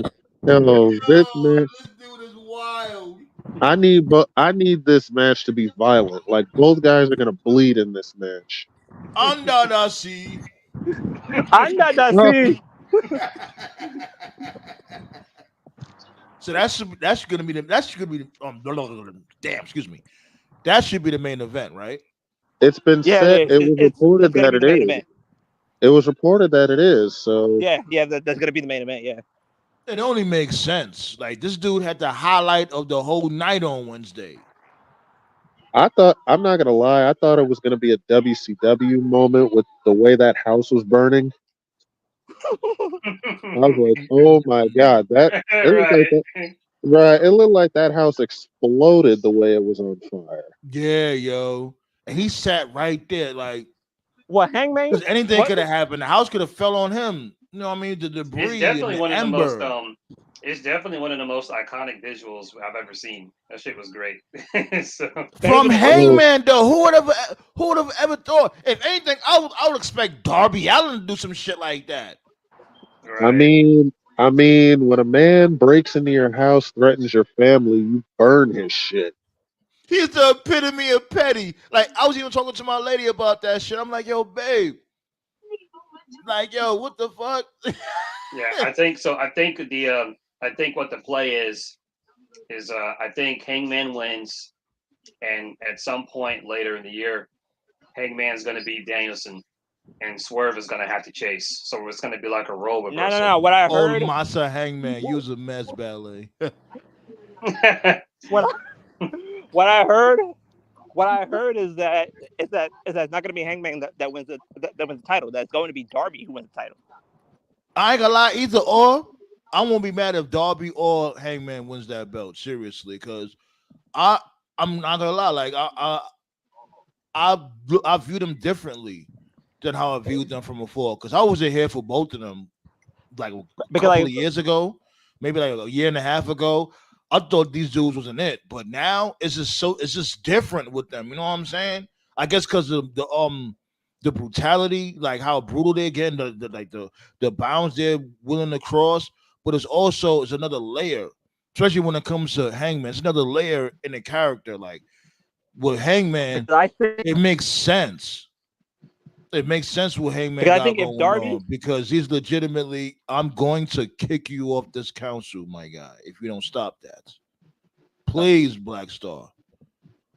Like, my bad. Go ahead. like I see, like it's a layer in his character when it comes to that. You know what I'm saying? It makes sense how he's acting like this. He feels betrayed by the fans also, because it's like, yo, how the fuck y'all cheering this dude Swerve? Mm-hmm. And you know what I mean? Like, yo, this dude broke into my fucking house and threatened my family. What are we doing here? Like, y'all mad at me? How? Agreed. But yeah, Black, so you know you're my dude and all, but you know, you gotta let people, give people a chance to let the plane land. Like when people trying to get thrown out, you would just interject, that throws people off at times. You feel me? I understand. My bad. Yeah. Nah, you good, and that time you could gather what one of us is saying, and then that's when you could be like, okay, yeah, he makes a valid point, or I disagree with that, so I could fully, interject and give you what I think about what you just said. Here's a thought that I. Here's Sometimes I another get thought that I had. overly hyped up. No, I get it. We all get like that. You know what I'm saying? It's cool, but when you do it too much, it's like, all right, now, my dude, damn. Here's another. You still my guy, though. Go ahead, yeah, TK, yeah. go ahead. Like I understand. Well, here's another thought that I had though. Let's say, for argument's sake, that Swerve does beat Hangman again in this cage match. Here's my thing. What if, since that promo that Hangman cut last week about the only reason Swerve beat him is because of outside interference, but now there is no interference. There's no Mogul Embassy. There's no nothing. And what if Hangman does lose? And Hangman is just like subconscious, like mentally fucked up because of it. Like, oh my God, I really can't beat this dude. It's possible. It's a risky move. That's something risky. I think it's possible. I just think for the story they're telling, I think Hangman needs it more. He didn't win the Owen. He didn't win the gauntlet, the casino gauntlet thing. He's lost a lot more compared to Swerve, and it just seems like the roles have reversed with now because it seems like the story was Hangman was obsessed with revenge, and Swerve was like, I don't give a fuck about it. He didn't care, Right. But now it's like now Swerve actually has a reason to care because he burnt this dude's house down. So I feel like it's his childhood home. Yeah, right. I know. I'm just saying for argument's sake. It's just another thought out there. But Like, yeah. This dude's the epitome of petty. Like, you broke in my house, well, I'm gonna burn your house now. Yeah. That ain't petty. That's a receipt right there. Fuck that. That's more than a receipt. That's a motherfucking restaurant ticket from when you working in the kitchen. I'm just be dragging all the way down to the floor where you got the orders coming in. That's more than a receipt.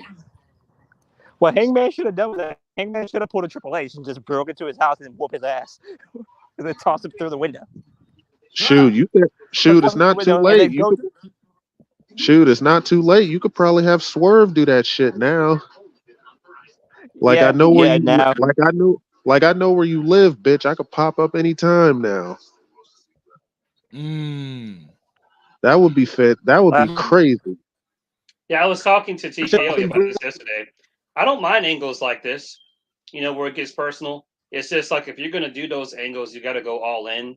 Like I remember, no pun intended. It was a while back. The one where Triple H broke into Orton's house. Some people didn't like it. I thought it was good. I liked that one. Because they were saying it came off as being cheap because that wasn't really Randy Orton's home and that wasn't really his wife. I'm like, of course, duh. Of course, not gonna break into his actual house. Right. He fucking I just like stuff like that. He fucking launched Orton. That was how Dom got over. The little the dumb shit he was doing when he was. To me, that was really when it really turned around for Dom, where him and Rhea. Like, what was it? They when they went to Rey Mysterio house on Thanksgiving. Yeah. Right. Yeah. That was really when it kind of turned around. Right. Was that on Christmas? That wasn't Thanksgiving. That was on Christmas. No, that was Christmas. It was Christmas. My bad. Yeah, it was Christmas. There was a Christmas tree in the background. I remember. Yeah, because he was kind of lukewarm before that, but that was really when he started getting over as a heel, when he was doing just shit like that, and it got to a point where people were fantasy booking like, okay, next is going to interrupt like Valentine's Day, then he's going to interrupt, which he did. Spring break. Yeah, us as fans, we like when they integrate reality into wrestling. You know what I'm saying? Because we can all relate to certain situations like that. The funniest part about that entire Valentine's Day dinner. At the end of the day, it doesn't matter whose side the beast is on. I think You're on the winning side. I think you went out, Black Star. Tomorrow, we're gonna fly home. This dude, Black Star, got that Fisher Price connection going on over there.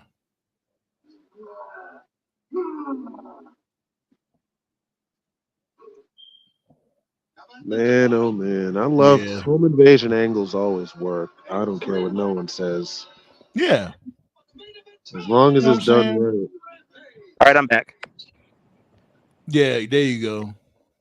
Like I had a phone call, sir. Well, so far, I gotta admit, what they've been doing with Beast Mortus, Black Taurus has been pretty lit. Like they really showcasing this man. The dude is good. How does he wrestle in that mask? I know that mask has got to be heavy for him. That shit is gigantic. Black Taurus needs Jose the assistant because I don't think he speaks English. Yeah, I don't think. Matter of fact, I never heard him speak. Period. I never heard him speak.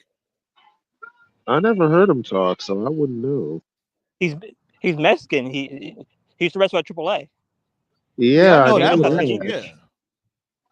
I don't think he's ever cut a promo.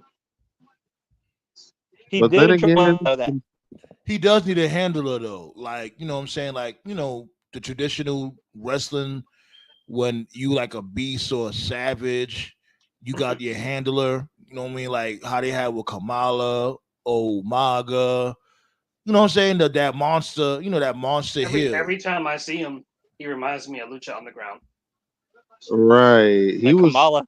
Like Kamala, Triple H, or not Triple H, but Vince showed his motherfucking pimp hand with Kamala. That racist shit. Oh man. God damn it, man. I miss Lucha Underground so much. It'll be back. I think it'll be back. People just gotta they gotta find the money, they gotta, pump the right type of money, get the right streaming services or whatever that's interested in it. Because once you got the money, you got a channel or streaming service that's interested, they could bring it back. All right now Max would be a good landing spot for Lucha Underground. We got the House of Black versus Eminem. This should be a good match. Buddy Matthews. Buddy Matthews. Before, I don't know what happened. These guys are way better. They're way better than Pretty Bummy. Way better. I'm telling you, they got better. They really got better in the ring as a team. I'm like, where the fuck was this in WWE? Vince definitely had to hold these guys back. Yeah. I'm not here come the cloud chaser. I mean, I'm not a fan of the model gimmick, but still, they're good in the ring. Wait, who the fuck is that? What's he wearing? You know who that is. I don't know who the hell that is. You finally decide to come out the bushes, huh? Like now you got a new last name, sir. Wait, who the hell is that? Y'all told me to show up again, Black Star 15. Why does it always does that? My dude, say the person's name. You don't have to put the whole damn Gmail. He would be like, yo, fuck you, 12213 at such and such gmail.com. Like, you don't have to do all that. Marcus, this is the first I've heard of you in months. No. Oh, I know what they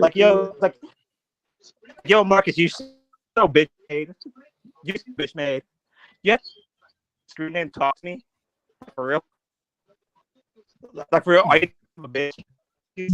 You breaking up a little bit. Come on now. You can't be going out like that. You gotta, you roll by like crazy. Like I'm so fucking dead. Anyways, Marcus said, y'all told me to show up again, Black Star 15. I told you to pull up and you apologize like a geek. Yeah, we can hear you. Hold on, I'm reading this comment. You apologize like a geek. I told you all y'all to pop up on Masked Up Mark's channel, but motherfuckers don't talk behind the device. Who is y'all? Yeah, like what is he talking about? Y'all who? What the hell? I don't know you, bro. I don't have your contact information. Yeah, like my dude. How else we gonna talk? What the fuck are you? Right. Are you trolling? What the fuck? Like, oh boy, off of Don't Be a Menace. Like, how can they miss me, man? Like, nigga, I don't know you. Like, right? What are we doing? Right? Here? Like, what the fuck? I see you, Black Star. I see you. Oh my god! What's with the trolling? Good lord! That's all good. Mark has been in the bushes for ever since he got booted from here. He been in the bushes. Can you hear me? Yeah, you're good. Go ahead. What you were saying now? Go ahead. I was just saying, I figured out who these guys are at ringside. These guys are supposed to be like judges for these model groups. It's just a trolling job. But anyway, like I was saying, WWE, y'all really held these guys back for real. I'm not a fan of the modeling gimmick, but they're good in the ring. Yeah, it's like night and day. Uh-oh. Go ahead. Yeah, you go ahead, Black Star. Go ahead. Like yo, Marcus, stop pulling up on here for real. Like we're done. You don't bother me. This shit funny to me. No. Don't bother me at all. Like you giving me traffic. So go ahead, sir. Go off. Like to me, we're done here. Take your bitch ass, and go to Mass Up Mark's channel so you can bitch there. Fuck you. Go. Pop up on Monday in the live comments or stay in those bushes. My dude, I don't know who you're talking about. I guess you're talking about you're talking about me because 741 in 13 years. It's embarrassing. You have 3 live viewers on your fucking channel. Shut the fuck up. Right, like my dude, you're a nobody. You're just a fucking troll. Also, and the reason why it's like that because I just now started getting more serious on my channel. My channel was just here just to be here, but when we came together with the roundtable, no, it's worthy of it's worthy of the and origin. Also, Sandman has not been doing the council for 13 years. He's had the YouTube channel for 13 years, but the council itself, we've only been doing this for about 2 years, barely that. Like we're just now getting started with this, bro. And plus, nobody's supposed to get 800 or 1,000 subscribers immediately, bro. You got to work for that. Virgin ass motherfucker. Ballet How much subs you got, sir? How much subs you got, Marcus? Clearly, 0. You don't know how Negative this 5. YouTube stuff. You don't even know how this YouTube stuff work, my guy. I've never been my channel. Debate anybody. My channel. And then not only that, give me 1 second, TKO. Not only that, even with those same numbers, I had some notable motherfuckers pull up over here, and it wasn't paid. They pulled up genuinely. Fuck you mean? And we could all fucking attest to that. Yep. We had motherfuckers pull up like, oh shit, this dude pulled up. Oh shit, this dude pulled up. Who pulls up to what you got going on? All you do is hop on cock on fucking the internet, so don't do that. You have nothing going on for yourself. You even changed your last name. That wasn't even your last name from before. What do you got going on, nigga? Yeah, it was Marcus Brown. Yeah, now you Marcus Miller. You have no identity, my nigga. You on some catfish shit, bro? But go off though. Make sure you hit that thumbs up. Let me contact Neve and Max or Cammy, whoever the fuck's doing catfish these days. Yeah,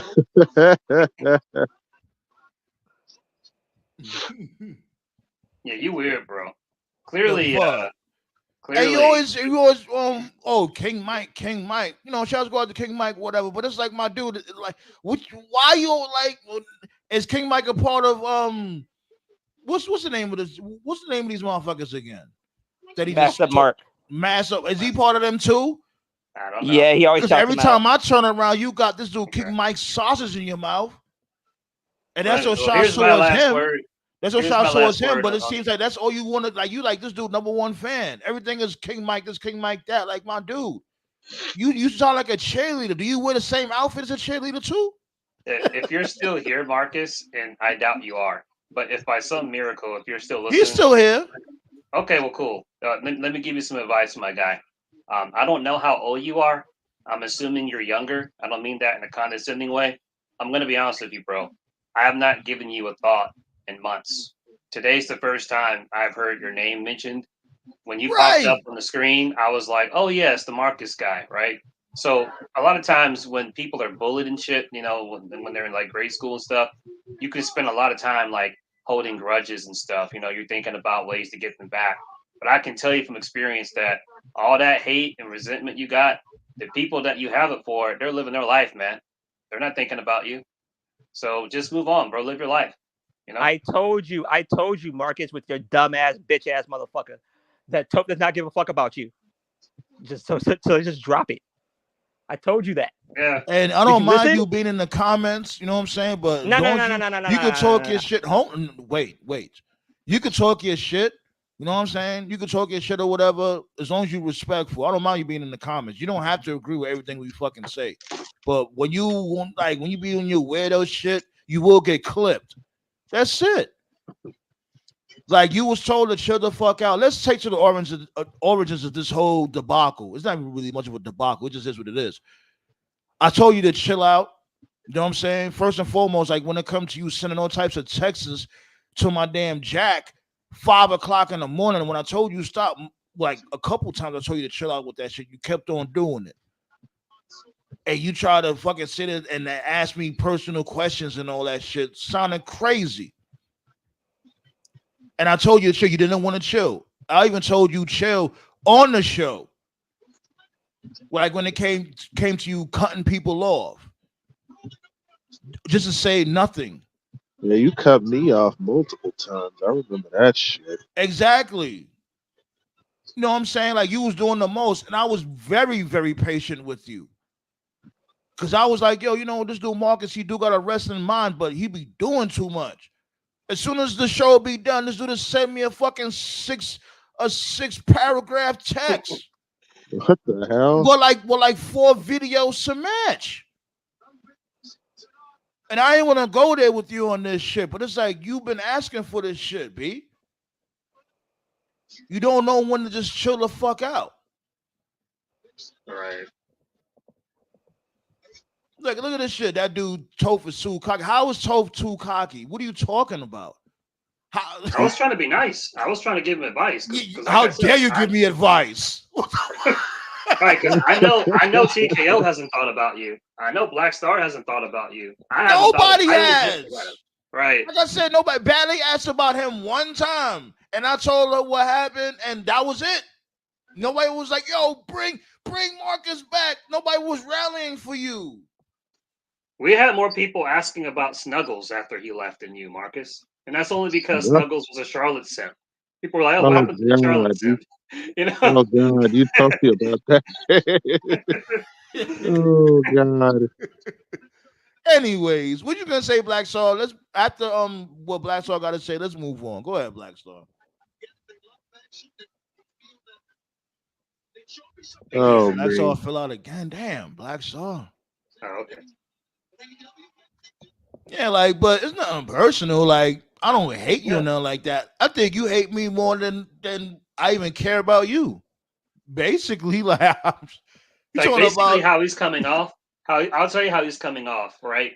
You know, like in the 80s when you have like those action movies like Die Hard or, you know, just those kind of movies.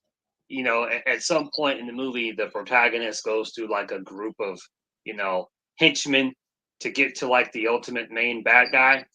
Marcus, you come off like the first henchman that gets like their arm broken and the hero doesn't give it a second thought.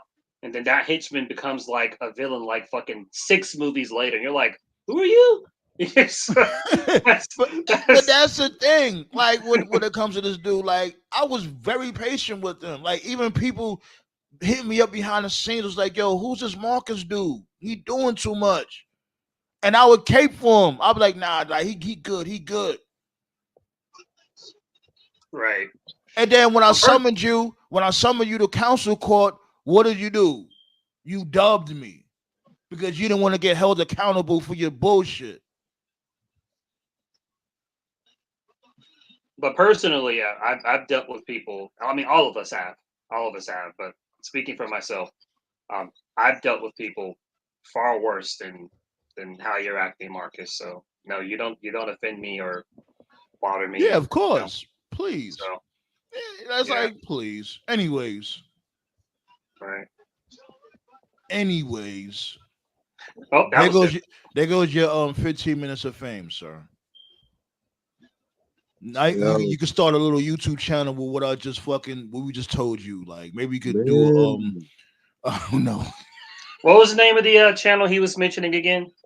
I think the Masked Up Marks. I guess they got more subs than me since he want to mention numbers. That sub shit don't mean a goddamn thing. That's number one. That sub shit don't mean shit. It's a number. You know those motherfuckers that got a shitload of subs and they content is trash. That's because they cater to the lowest common denominator. And then they pay for this shit. There's a such thing as paying for subs and paying for comments and likes. There's a such thing as that. Yeah. This shit is all genuine. This is organic. Okay, I'm on the channel now, and it's just the same shit. There's nothing new here. There's nothing of substance here. Okay, I'm on the channel. Masked Up Marks. Every video is basically clickbait bullshit title with a bunch of words on the thumbnail that you can barely read. 90% of it is just negative AEW stuff. You're not actually talking about wrestling. You serious? Wow, go figure. Yeah, I'm going through it right now. It's like TMZ. Hook is a jobber. There's only one con in wrestling. Yeah. Stop comparing old WWE to AEW. AEW is cringe. Seth Rollins is better than MJF. Like there's nothing here. It's the same shit over and over and over again. What is this? So basically, it's another anti-AEW channel.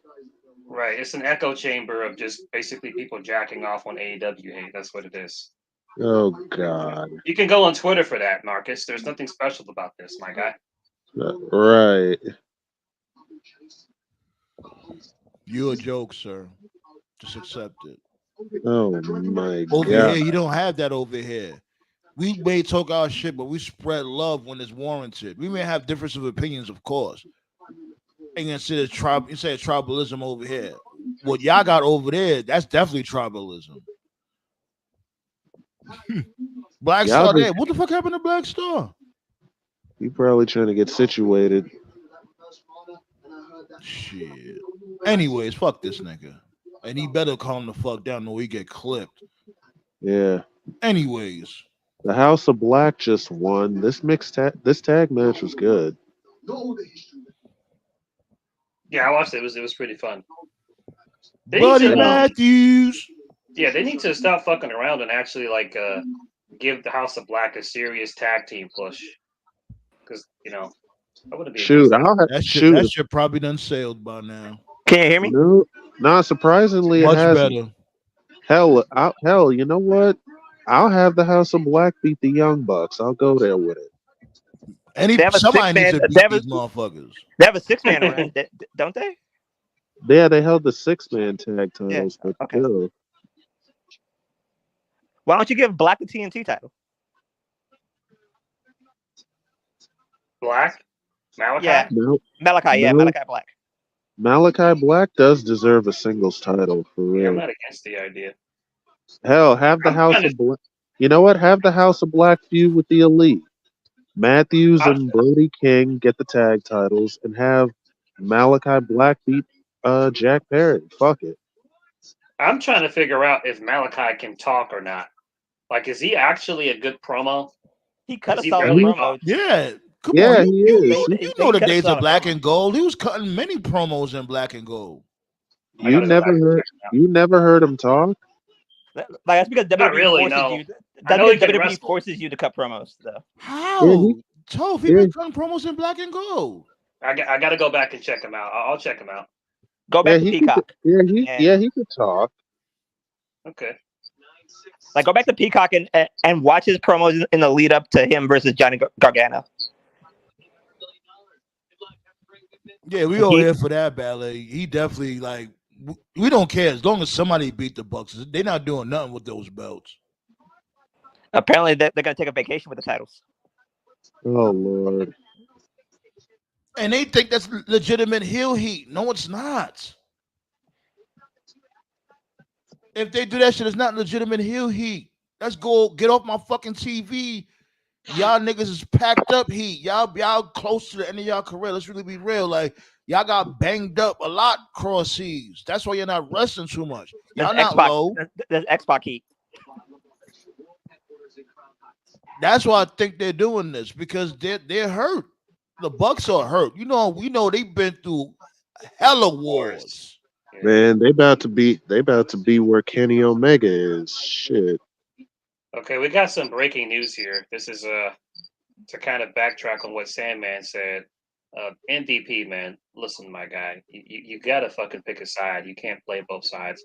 I'm just gonna read this. I'm just gonna read this verbatim. This is a comment that's going viral from MVP. It's gonna be good. All right, here it goes. It's a couple of sentences. All right. MVP on the Hurt Business scrap return in 2023. We were told we were going to be reunited. I still have the shirt. The shirts were made. Hurt Business on the front, Back in Business on the back. They were made. We were told it was going to happen. Next thing I see, Bobby is with the Street Profits. What happened here? I get a call from Bruce Pritchard. Someone should have called you. Sorry. We decided we're going in a different direction. What the fuck is that? That's not professional. That's how it went down. I'm a professional. I show up and I go to work and do what I'm told. In the pro wrestling business, once you get to a certain level, you do have input on what you want to do. It's one thing when we're told we're going to do this and steps have been made, and then there's a pivot without conversation. That's not good business. That's his comment. Well, he's right. MVP is ass cheeks. That nigga buns. I don't give a fuck. Like, we knew what you was insinuating. We knew what you was insinuating.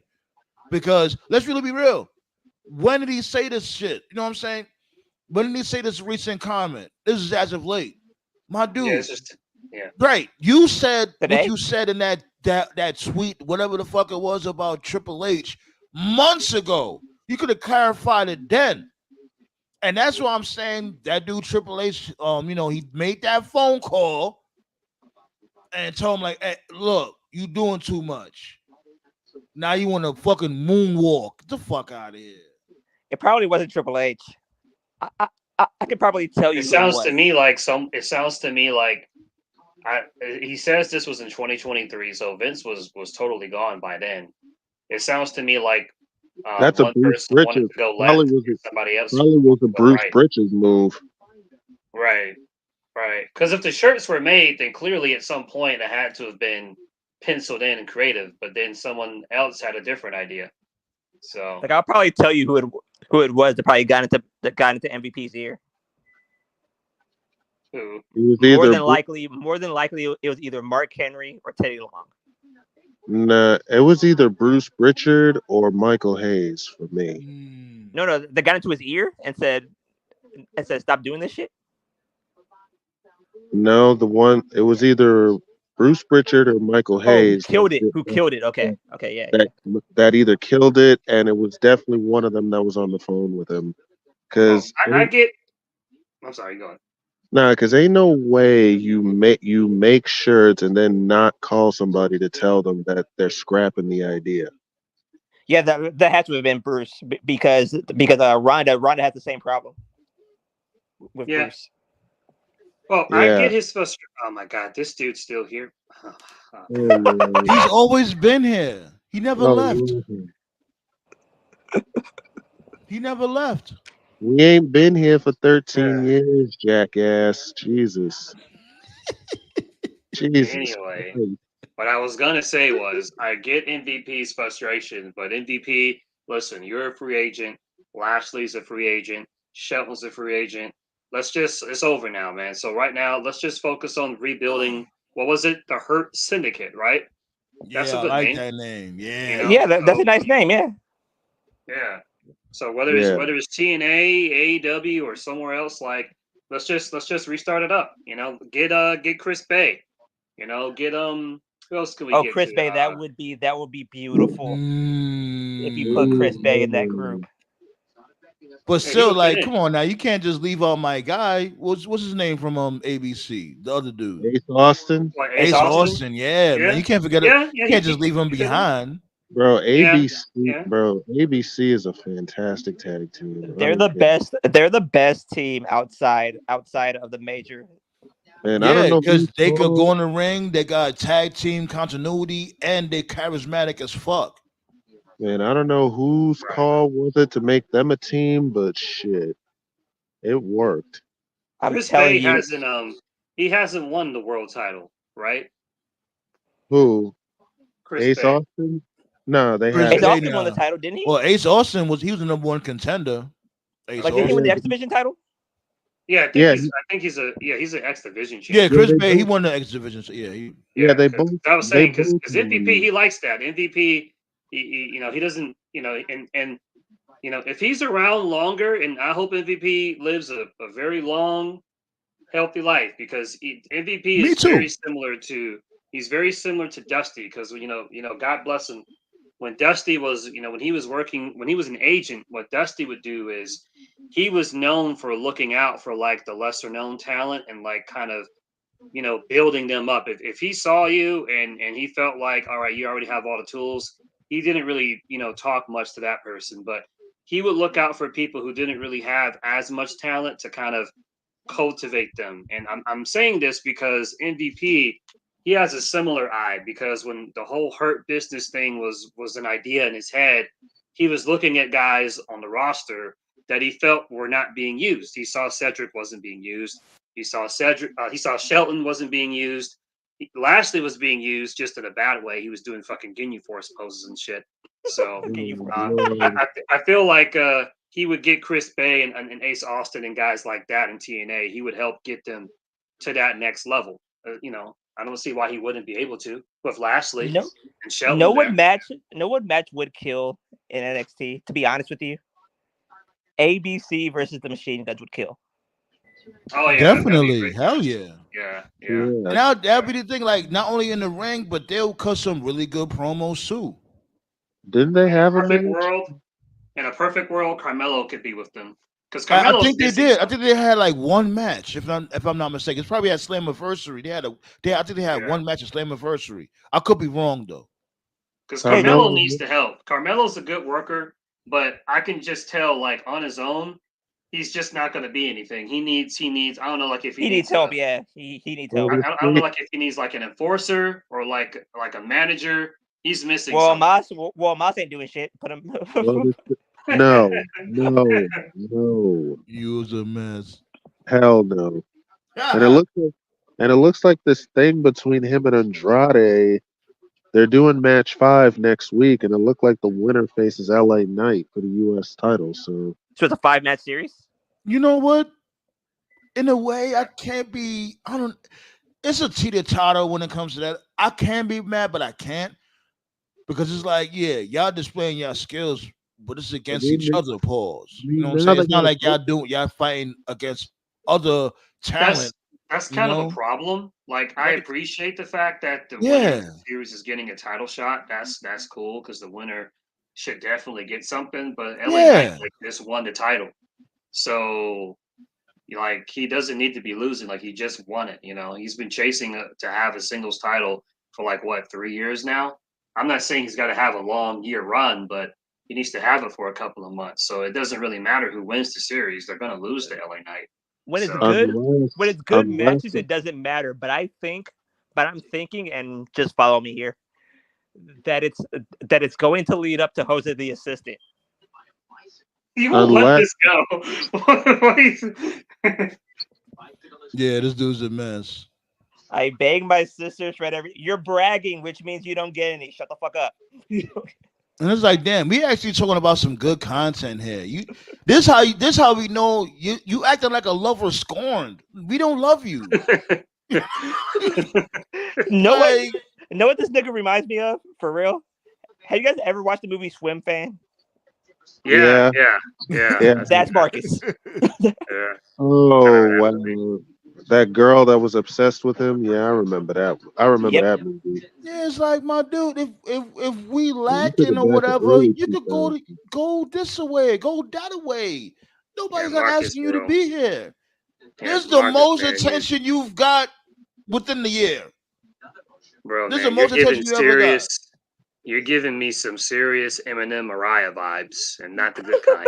And the only reason why we giving you the time of day because you actually bringing traffic right now. Tell your peoples about us. The masked up marks. He stands.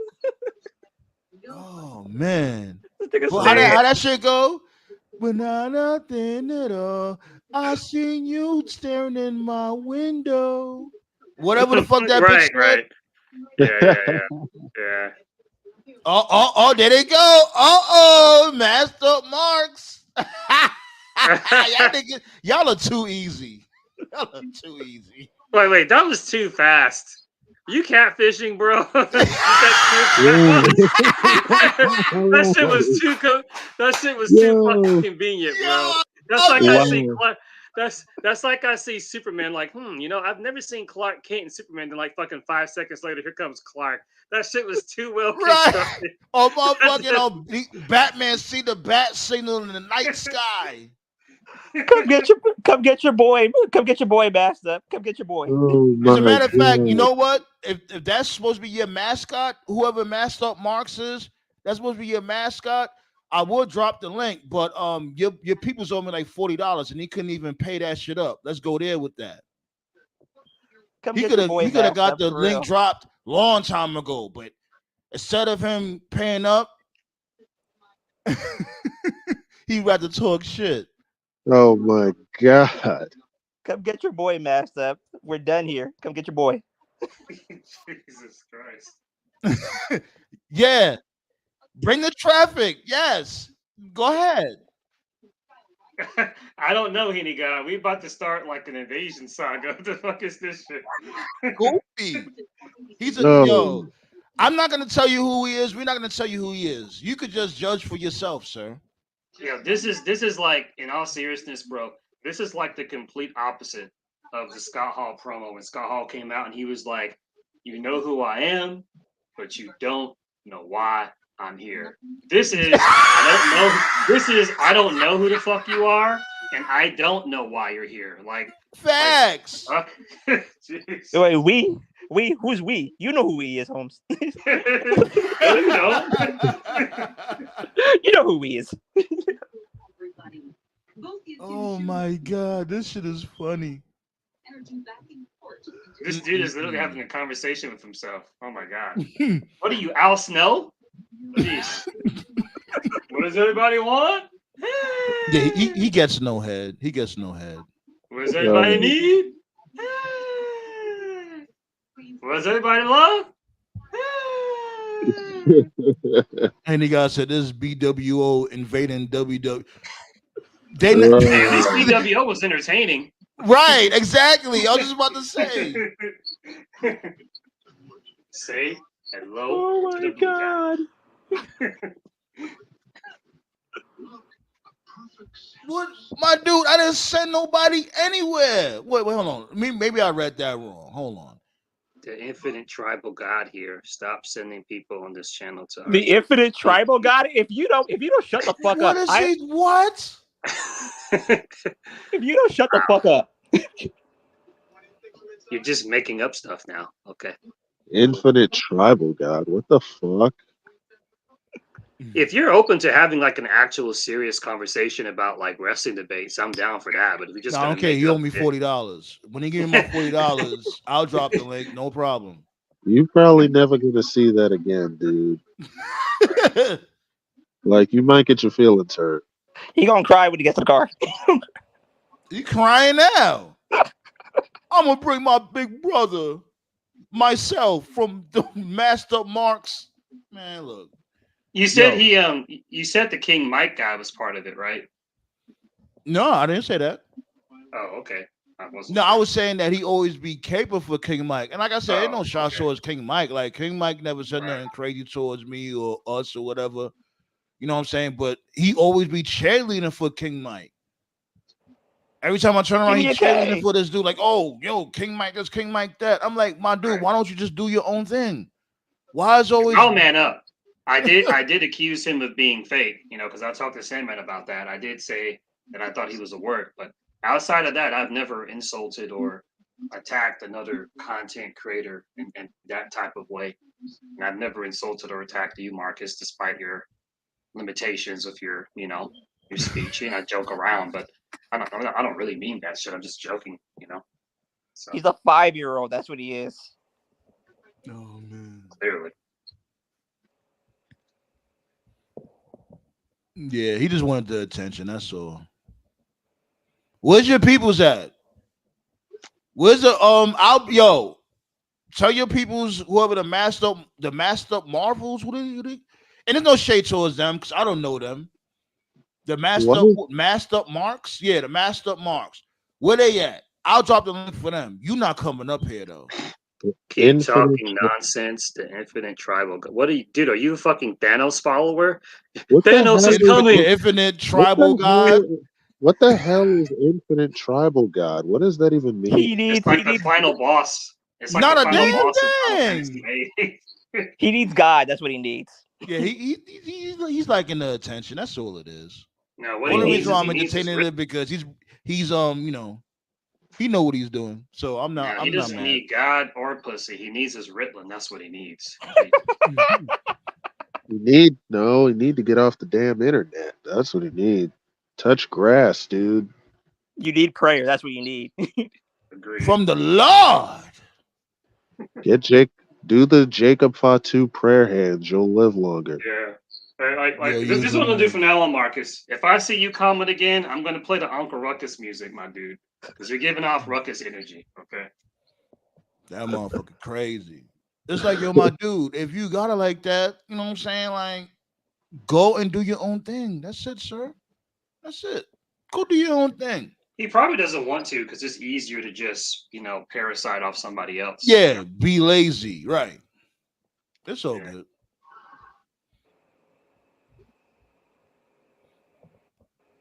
Yo, guess whose birthday it is, though?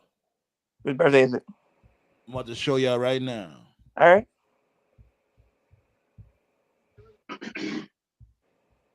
Breaking news: Tennille Dashwood, aka Emma, is pregnant. Really? Oh, yeah, congrats. Congratulations. Congratulations. Yeah, I heard about that earlier. Oh, it's Loki's birthday? Oh, Lokiism. Lokiism. Damn, man. Loki. Perfect timing. Damn, man. Loki. What could have been? He's still in shape, too. Yeah, he is. He probably has one of the best voices in wrestling. Bro, oh, yeah. He could do voice acting for sure.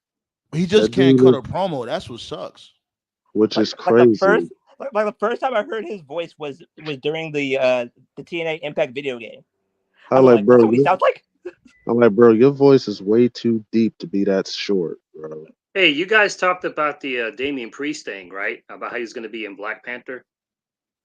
No, we didn't talk about that. Oh yeah, he was. So what? Rewind that. What happened? He was supposed to be. He was supposed to be in Black Panther, but the role got taken from him. Wow, what happened? Vince. Right. Exactly. I love how like this is great. This is like the best part about Vince is like you can ask any question in WWE about something that doesn't make sense, and the answer is just Vince. I'm telling you, that's a scapegoat right there. When it comes to anything we can't explain, just blame Vince. Because it is true though. He be fucking shit up that shouldn't be. Yo, Triple H, if you really want to make some money, I mean, you already got money, but if you want to make even more money, fucking make a T-shirt that's just called "Blame Vince." You'll sell out. Oh It'll be the most God. sold T-shirt since Austin 316. Triple H, I just made you like fucking $2 trillion if you make the shirt. Oh my god. Yo, Right. Triple H, if you don't make it, at least one of us will.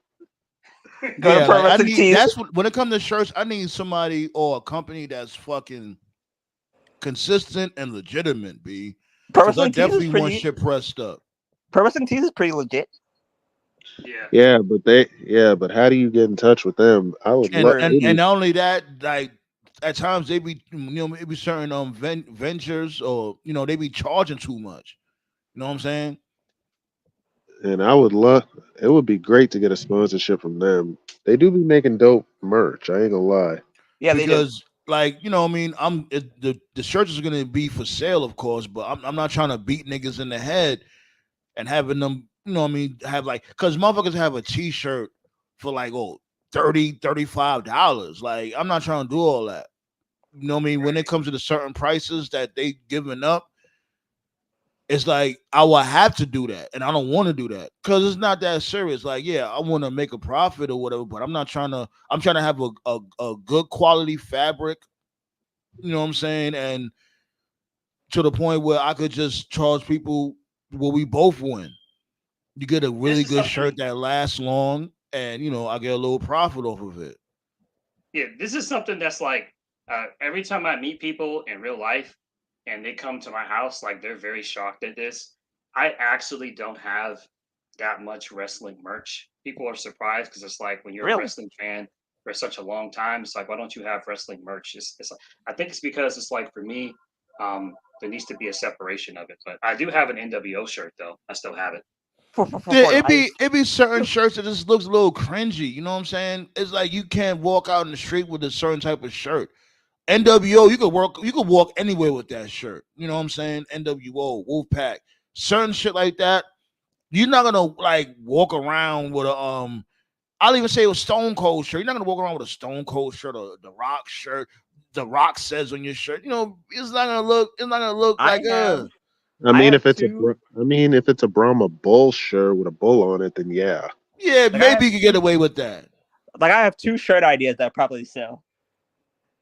The Niggas Be Wildin' t-shirt and the Forever t-shirt. Like, forever. Yeah, I'm buying that. Especially the Niggas Be Wildin' shit. I'll buy that shirt off you. What the fuck are we doing here? That shit'll sell. Nah, you gotta do the old Lord. You gotta have them females that be dancing in your vids. Have them with an old Lord, an old Lord shirt. Oh man! Oh Lord, the campaign right now. What's going on with Fire, B? Like you say, you still cooking up that video, right? Talk to us. Yeah, the new music video to Fire, it drops September 23rd, y'all. Be on the lookout for that. Oh, let me find out. So I'm able to play it and all that because I don't know because sometimes you be iffy with your content. Like I could play that shit like after we watch the first episode of the Vince McMahon shit. I'll play that video afterwards or whatever. You know what I'm saying? I'll send you the link to it. Yeah, that's what I'm saying. Like, it goes hand in hand. Vince McMahon, Pretty Women, Yeah. Oh man. Maybe stop. I'm fucking with you, buddy. I'm fucking with you, but I do want to promote the video though. All jokes aside. Yeah, I got you for real. And I hear a lot about this documentary. They said it's supposed to be a Vince McMahon burial. So if that's true, WWE is mad about that. They mad at Netflix. And I'm saying this, right? Yeah, you can be mad at Netflix. Cool, granted. But are y'all still gonna take that deal? Oh yeah, you definitely gotta take that deal. Right. So y'all not that mad. Y'all not that mad. I mean, y'all getting all these good deals now, and all you had to do was get rid of Vince. Y'all would have had it sooner by now. Netflix don't give a fuck how mad you are. They don't give a fuck. Oh, you can be mad. You can take this deal, right? Oh yeah. Okay. Shut the fuck up then. Let's film this documentary. Have the check cleared? Yeah. Right. You can be mad all the fuck you want. Bring your punk ass over here. Hey yo, Hitman gonna be on Raw Monday. Yeah. Bret Hart's. They're gonna Yeah, be in man. Calgary. They're gonna be in Calgary, so Yeah, be like he finally ripped I his know way Bret. from the barbecue table and he's going to Calgary. You know what I'm saying? Because you know he's Man, I invited to the. know. He's been invited Man, to plenty barbecues. man, So if anybody's got to be happy about that documentary, it would be Bret Hart. Yeah, what I saw the other day, I think it was Arkansas Pine Buff was playing a football game, and like during halftime they played Cody Rhodes' entrance song. Oh wow. And like the sad part about it was that nobody in the crowd gave a fuck because they're not wrestling fans. Exactly. Nobody knew what the hell they were playing. That's crazy. But then again, it is Arkansas, so They're like I saw the comments. Right. Like I saw the comments that everybody was going like, "Whoa!" I was like, "Oh my god!" If they were to play like a D1A opponent, they would have sang along. like I say, Arkansas Pine Buff played Michigan. They would have sang along. it's Arkansas, dude. What do you expect? Yo, B, you see my Chiefs though, right? Yeah, buddy. A toe Starting cookie. off on the right foot. A fucking toe. Fuck it. We fought. That was a fight.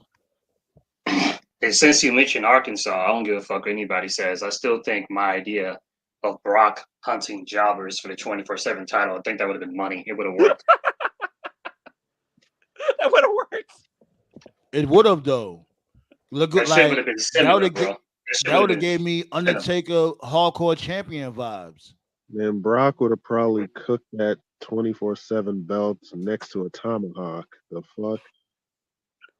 He would have murdered the entire 24/7 roster. Right. It's the one thing that John and I have always been on the same page about. All Brock cares about is the check clearing. He'll do anything. He doesn't care. He doesn't care as long as he gets paid. So he would have murdered R-Truth 25 times.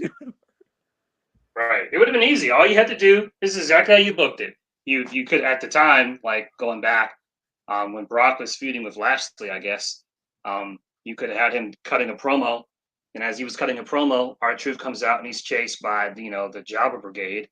And then Brock is like, you guys interrupted me. He just fucking kills them all. He gives Yo, listen, Marcus, you doing too much now. Stop siphoning shit. Like, Ballet, I bet Ballet, you know what I'm saying? She comes to show you love. Stop siphoning. Now you siphoning. Cut it out. I'll let you talk your shit, whatever the case may be. Well, when you start siphoning, you get the fuck up out of here and you have to make another account and bring more traffic. Stop being a dickhead.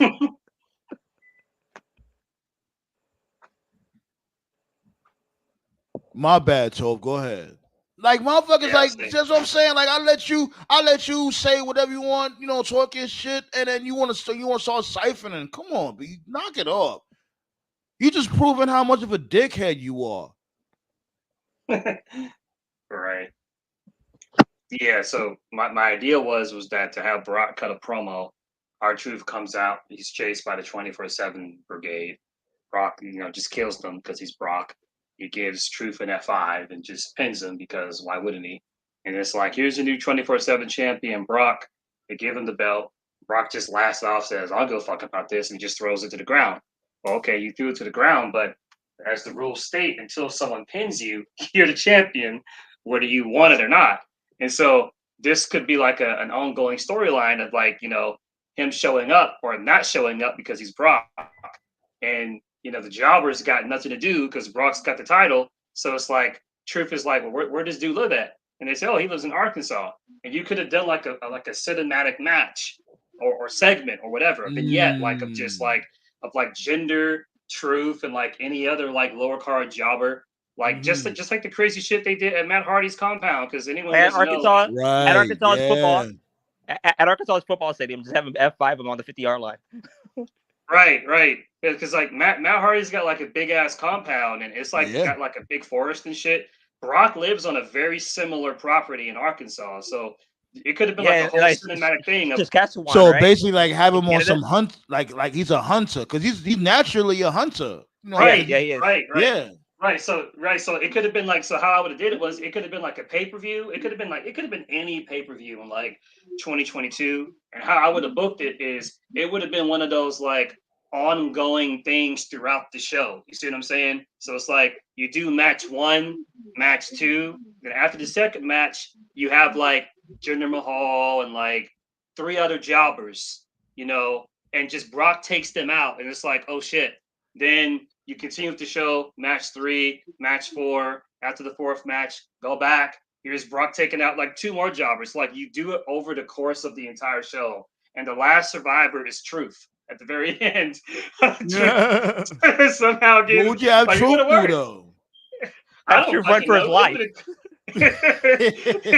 Right, but just think Final Deletion, but like with Brock, and Brock would have been like, and Brock would have had like fucking camouflage, like Predator face paint shit, just taking him out and like booby traps. Like it would have worked, bro. This shit could have got over. It definitely would have been different. Be his Vanguard 1. Right. Yeah, right. it would have been different, especially when it comes to Brock, because Brock just knows, you know Brock is going in the ring and tearing shit to shreds. But Brock outside the ring on some elemental stealthy type shit, when it comes to hunting, especially for the 24/7 belt, that is something different.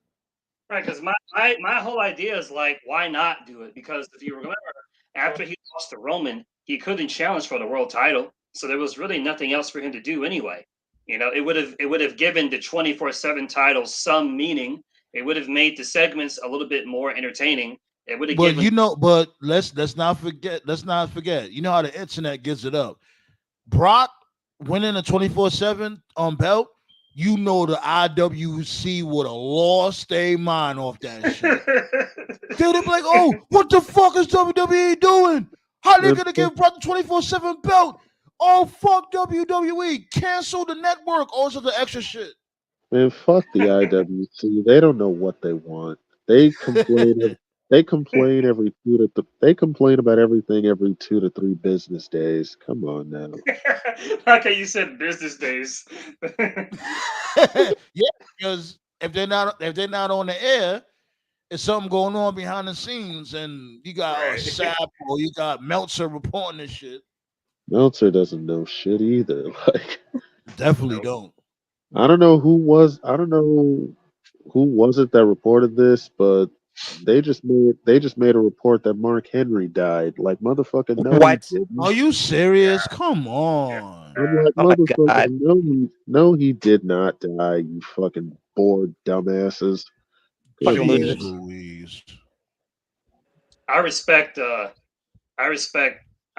Meltzer's knowledge for wrestling like 30 years ago, 20 years ago. That knowledge is even gone. 10 years.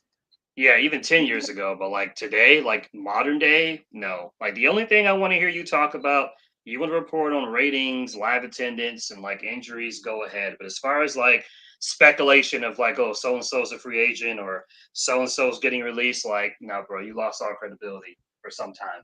So how did Dave Meltzer turn from Dave Meltzer to fucking Sean View? When he stopped, oh god, nobody's worse than Sean's View. When WWE stopped giving a fuck about him, I mean, the only 5-star match he gave WWE is Cody Rhodes versus AJ Styles. Whoa! Didn't Cody versus Reigns? No, that was for. I don't know what he gave that match, but I know it's crazy because a lot of younger fans, like especially like a lot of Gen Z fans, like they can't comprehend it. But yeah, like once upon a time, like Vince was Meltzer was basically a drug dealer for Vince. It was Meltzer would go to fucking Stanford. Oh yeah, we didn't mention that Titan Towers is for sale, by the way, so that's fucking surreal.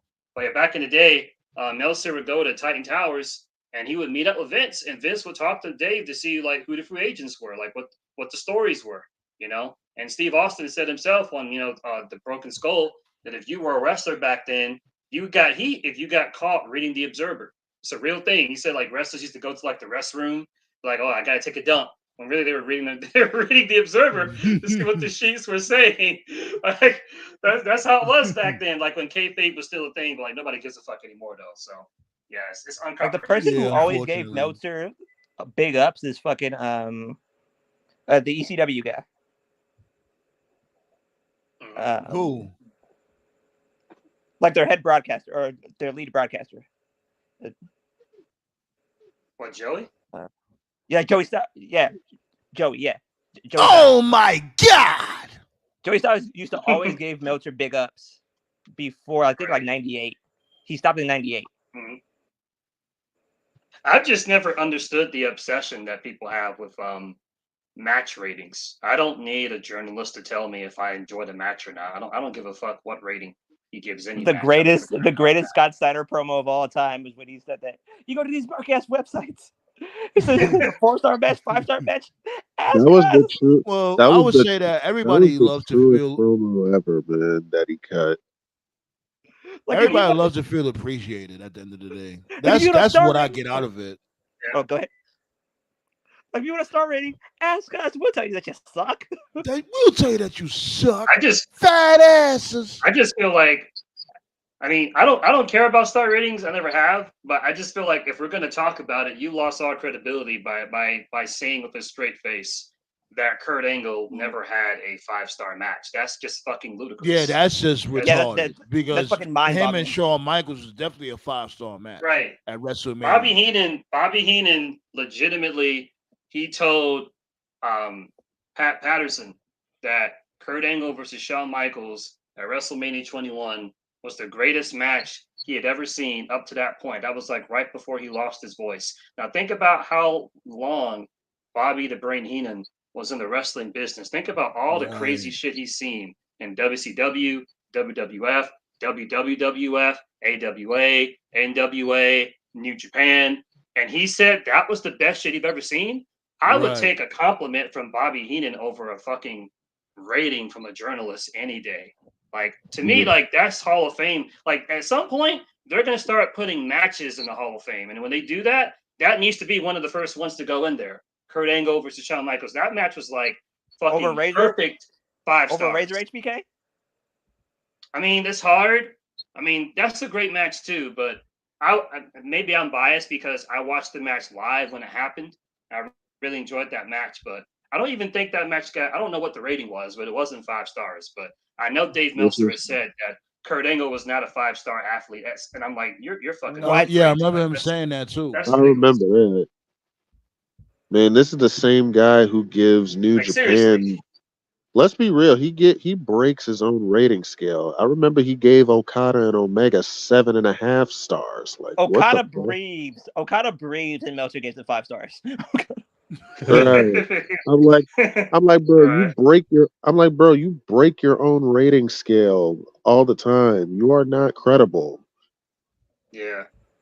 I think he gave Taker and Shawn Michaels in the first Hell in a Cell. He gave that 5 stars. And I believe he gave Cena versus Punk at Money in the Bank, you know, the first one in 2011.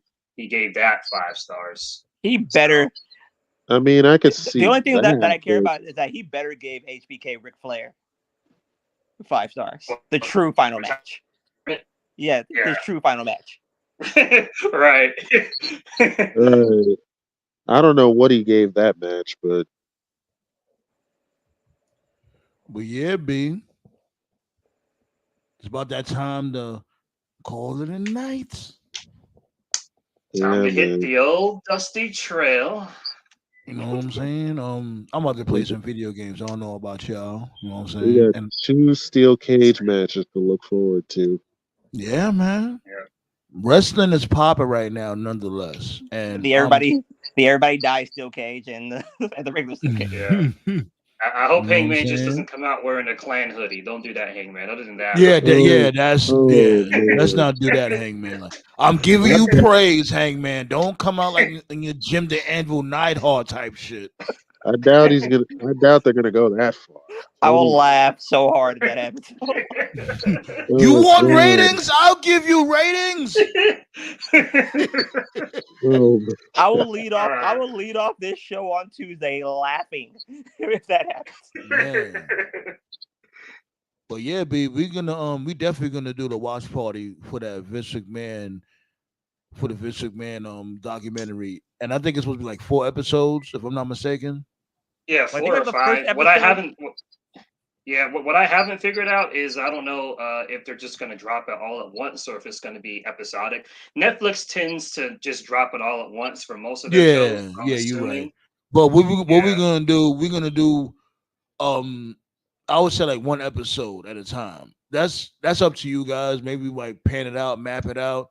Because I ain't gonna lie, I really want to do a watch party for that shit. You know what I'm saying? We need some genuine reactions when it comes to that. You want it to go fresh eyes? You know what I mean? Just like nobody jumps ahead. Because more than likely it's gonna come out like 12 o'clock that morning, that Wednesday morning. That's when it comes to Netflix uploads. Damn.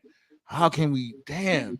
I guess we can do that shit because I'm not gonna sit there and tell y'all like, oh, don't watch it until we, you know what I mean? Because I'm not gonna tell y'all what not and what to watch. I mean, if you want to do a live reaction, I'll just not watch and we can watch it together. I don't mind doing that. Yeah, that's what I wanted to do, but you know what I mean? Damn. That's just gonna come out mad early. I know I'm not gonna watch it because I'm gonna be at work. Like I was thinking like around 7 o'clock Eastern. We just do the live reactions. That means no YouTube either because they're gonna have spoilers. Yeah. Man, this shit is gonna be Part. interesting. Yeah, that's the only hard part. We basically like if you want to whatever day you want to do the watch party, we basically have to avoid social media that day. No, I want to do it the day of that Wednesday. Okay. It only makes sense to do it the day of. Fun. Well, I know it's going to be difficult because the temptations is going to be all over the place. Oh yeah, for sure. It's like you in the strip club with $1,000 and you ain't have sex in a week. Right. At least the Benoit thing confirms what Cody said because Cody said that as far as he knew, WWE had no. His wording was WWE no longer has any involvement. That's how he worded it. He didn't say WWE has no involvement. He said WWE no longer has involvement, which implies that it seems as if WWE and Netflix were on the same page at one point, and then at a certain point, I guess WWE or Netflix or both were just like, you know what, fuck this guy, bury him. So, but I heard that's what I'm assuming. Netflix, WWE is mad at Netflix about this shit, and that's what I was saying not too long ago. I was saying like, how mad are you guys really? Because y'all still gonna take that Netflix deal come in January? Right. Obviously, you're gonna have. What I heard was that like the first three episodes is gonna be like how Vince got adopted and some shit like that, like his early life. The shit doesn't get interesting until like episode 4, 5, and 6. Yeah, well, I'm watching for the Benoit shit. I'm watching for the Benoit shit because I know this may not seem like a big deal for hardcore wrestling fans, but I really need to put this into perspective for anyone who wasn't around, for the shit right here. This is the first time since the Benoit tragedy that this man's face has been shown in any type of advertisement or marketing at all outside of like and that's only the tip of the iceberg, my nigga. That's only the tip of the iceberg. Right. I think Netflix is gonna they're gonna embarrass Vice TV because didn't Vice TV come out with that shit? The Vince McMahon was it Vice? Yeah, it was Vice TV. The Dark Side of the Ring of Vince McMahon. What they did was Netflix is going to embarrass them. I think they're gonna go there with it.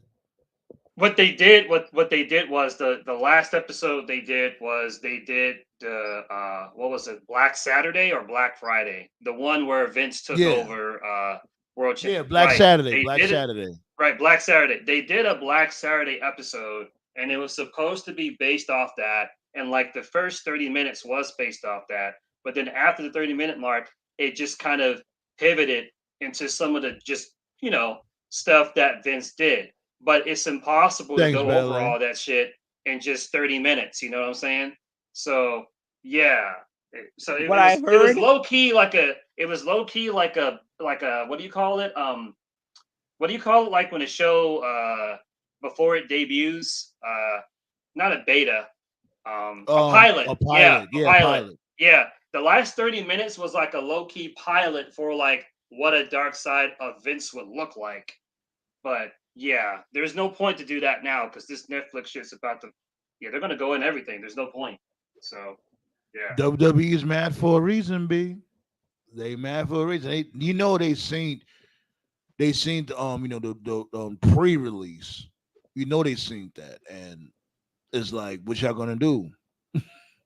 What are what you motherfuckers gonna do? We all know what y'all gonna do. Y'all gonna take the bag. Y'all gonna take the bag. Y'all gonna take the bag. Hey, y'all gonna take the bag. Fuck y'all mean. Y'all mad at Netflix. what Fuck I heard y'all. is that like what I heard that episode 4 is going to be about the Ring Boy scandal. Oh Anyways, let's God. get up out of here, B. You know what I'm saying? Like, we went way overboard with Yeah, the for sure. time. But great show, B. I had fun. Right. I had fun. I definitely did. I'm gonna play some music and I keep y'all posted of what we got going on, B. Oh yeah, Yes, matter of fact, sir. on Tuesday we're gonna do all out review and all that. We know that. All out Yeah. review, Monday Night Raw review. Hopefully Bronson Reed is okay because he had the C19, so definitely hope he's okay by now or by then. We'll have a break also after All Out. There won't be any more, as far as I know, there won't be any more shows until Bad Blood. So we'll finally That's get a break. good. Yeah, yeah. Let shit breathe.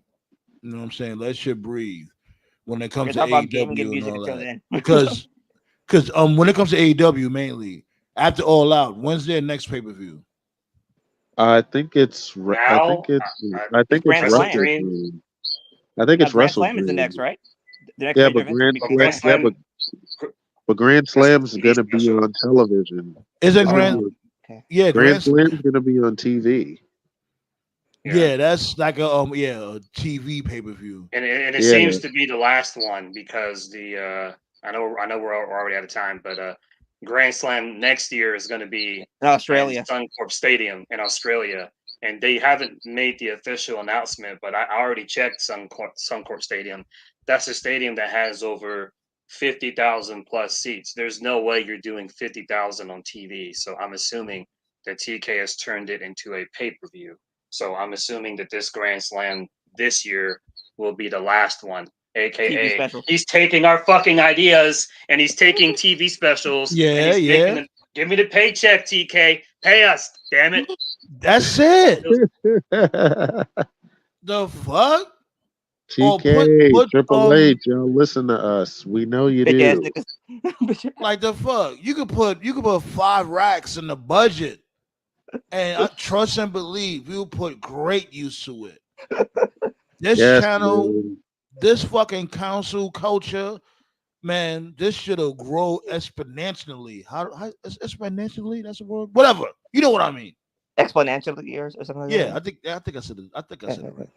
If they turn Forbidden Door into a TV show, I'm definitely gonna go in because, oh man, Let's get up out of here though. We being silly. yeah, You already know the All vibes. right, later, Be guys. CL on Tuesday. We're gonna talk about All Out. We're gonna talk about Monday Night Raw. We're gonna talk about SmackDown going to USA. You know the vibes. And let's play some music, B. You know what? Play my dude TKO Friend Zone featuring Coney Brooks, B. Let's start off with that. yeah, Make sure y'all get fire everywhere. Fire start with the Y. yeah, man. Replace that I with the Y.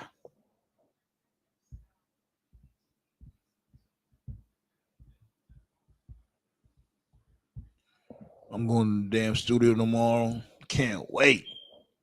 Oh man, the shit that I got cooking, I'm not gonna hold y'all, B. I'm still working on the Juggernaut album. Yo, I'm telling you, I got something in the works, B. I got something in the works. Tuesday, B. Pull up, pull up, pull up. Make sure you like, sub. Thanks for everybody that watched the uploads. Hit that thumbs up. We up out of here, B. Yeah. God damn it. I'ma tell y'all niggas one thing. This is goddamn cutthroat McGillicuddy. Slap your bitch face. Make her look like silly putty. And I wanna give a big shout out to my nigga, Tony Brooks. And got my nigga Sandman, pardon me, listen, hold it down, with nigga. this rap, I'm getting bored, give me the weed, yo. Monopoly, nobody stopping me. What you kicking is not hip-hop to me. Ali Oxenfree, Mayweather, nobody boxing me. Into a box, lyrically, physically, I'm the prophecy. Am I the greatest on the mic? Possibly, probably coke in its purest form, leave you wobbly. Vibe with her, do not vibe with me. None of you niggas live to me. This nation domination, Dwayne Johnson can't even rock with me. New York nigga, black mask with the do-rag. Act hard if we flaunt, we leaving body parts blue-black. I black my block back, I rack, cover your tracks. It's a fact, this boy snap for the racks. Pack on the back, pack in a rack. No gat, it's fist to the face. Ace go with a black bat for trying to puffy get mace. Back the guard, ask the guards who's kicking it raw after all. They reply, Big Cole, J. Coney, and Nas. With the Bronx heavyweight salute when you see us. Balls like explosives attached to the speaker. It's hip-hop music, no, not trap. King Coney Brooks and the silverback of rap. With the Bronx heavyweight salute when you see us. Balls like explosives attached to the speaker. It's hip-hop music, no, not trap. King Coney Brooks and the silverback of rap. When I got the package, all I do is backflips. Hide my stacks in the hole of a mattress. Double in that bread that put cock in the actress. Coney Brooks and Sandman, yep, it's a classic. Living in the Bronx while using survival tactics. Either you can rap or put a ball in the basket. Rip apart your body and leave nothing but fragments. Cops ask questions, don't tell them what happened. Grew up scrapping rhymes and backpacking. Puncture your lung when I throw javelins. Look at him scared stiff, looking like a mannequin. Kinda like a bomb threat, cause you losers panicking. Packing luggage and leave, go do some traveling. Terrorizing the Bronx with hip-hop savages. Know from how that marijuana in baby cabbages. Flipping that good book, that's why these haters mad at us. The name of my technique is called variance. These rappers feminine and blow fairy dust. Get it together or get dismembered. Boss like the Hulk with a pissed off temper. Been wise just like an old guy that is high. Looks like Popeye, nice and Muay Thai. With the Bronx heavyweight salute when you see us. Boss like explosives attached to the speaker. It's hip-hop music, no, not trap. King Coney Brooks and the silverback of rap. With the Bronx heavyweight salute when you see us. Balls like explosives attached to the speaker. It's hip-hop music, no, not trap. King Coney Brooks and the silverback of rap. You will? I'll tell you where to find the number 2. If I win, I have your head. Do we have a deal?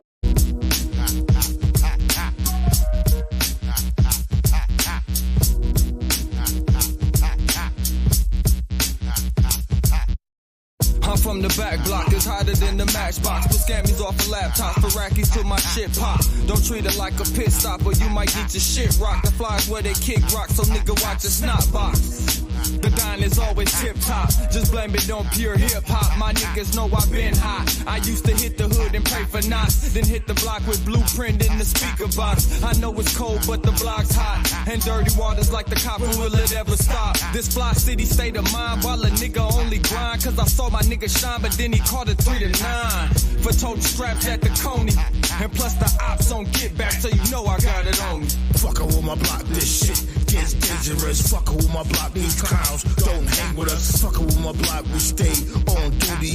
We outside, my nigga, it's a movie. Fuckin' with my block, this shit get dangerous. Fuckin' with my block, these clowns don't hang with us. Fuckin' with my block, we stay on duty. We outside, my nigga, it's a movie. I'm from the block with niggas chase figures. We Mr. Homies is dead, we pour liquor. You dudes goofy like John Ritter.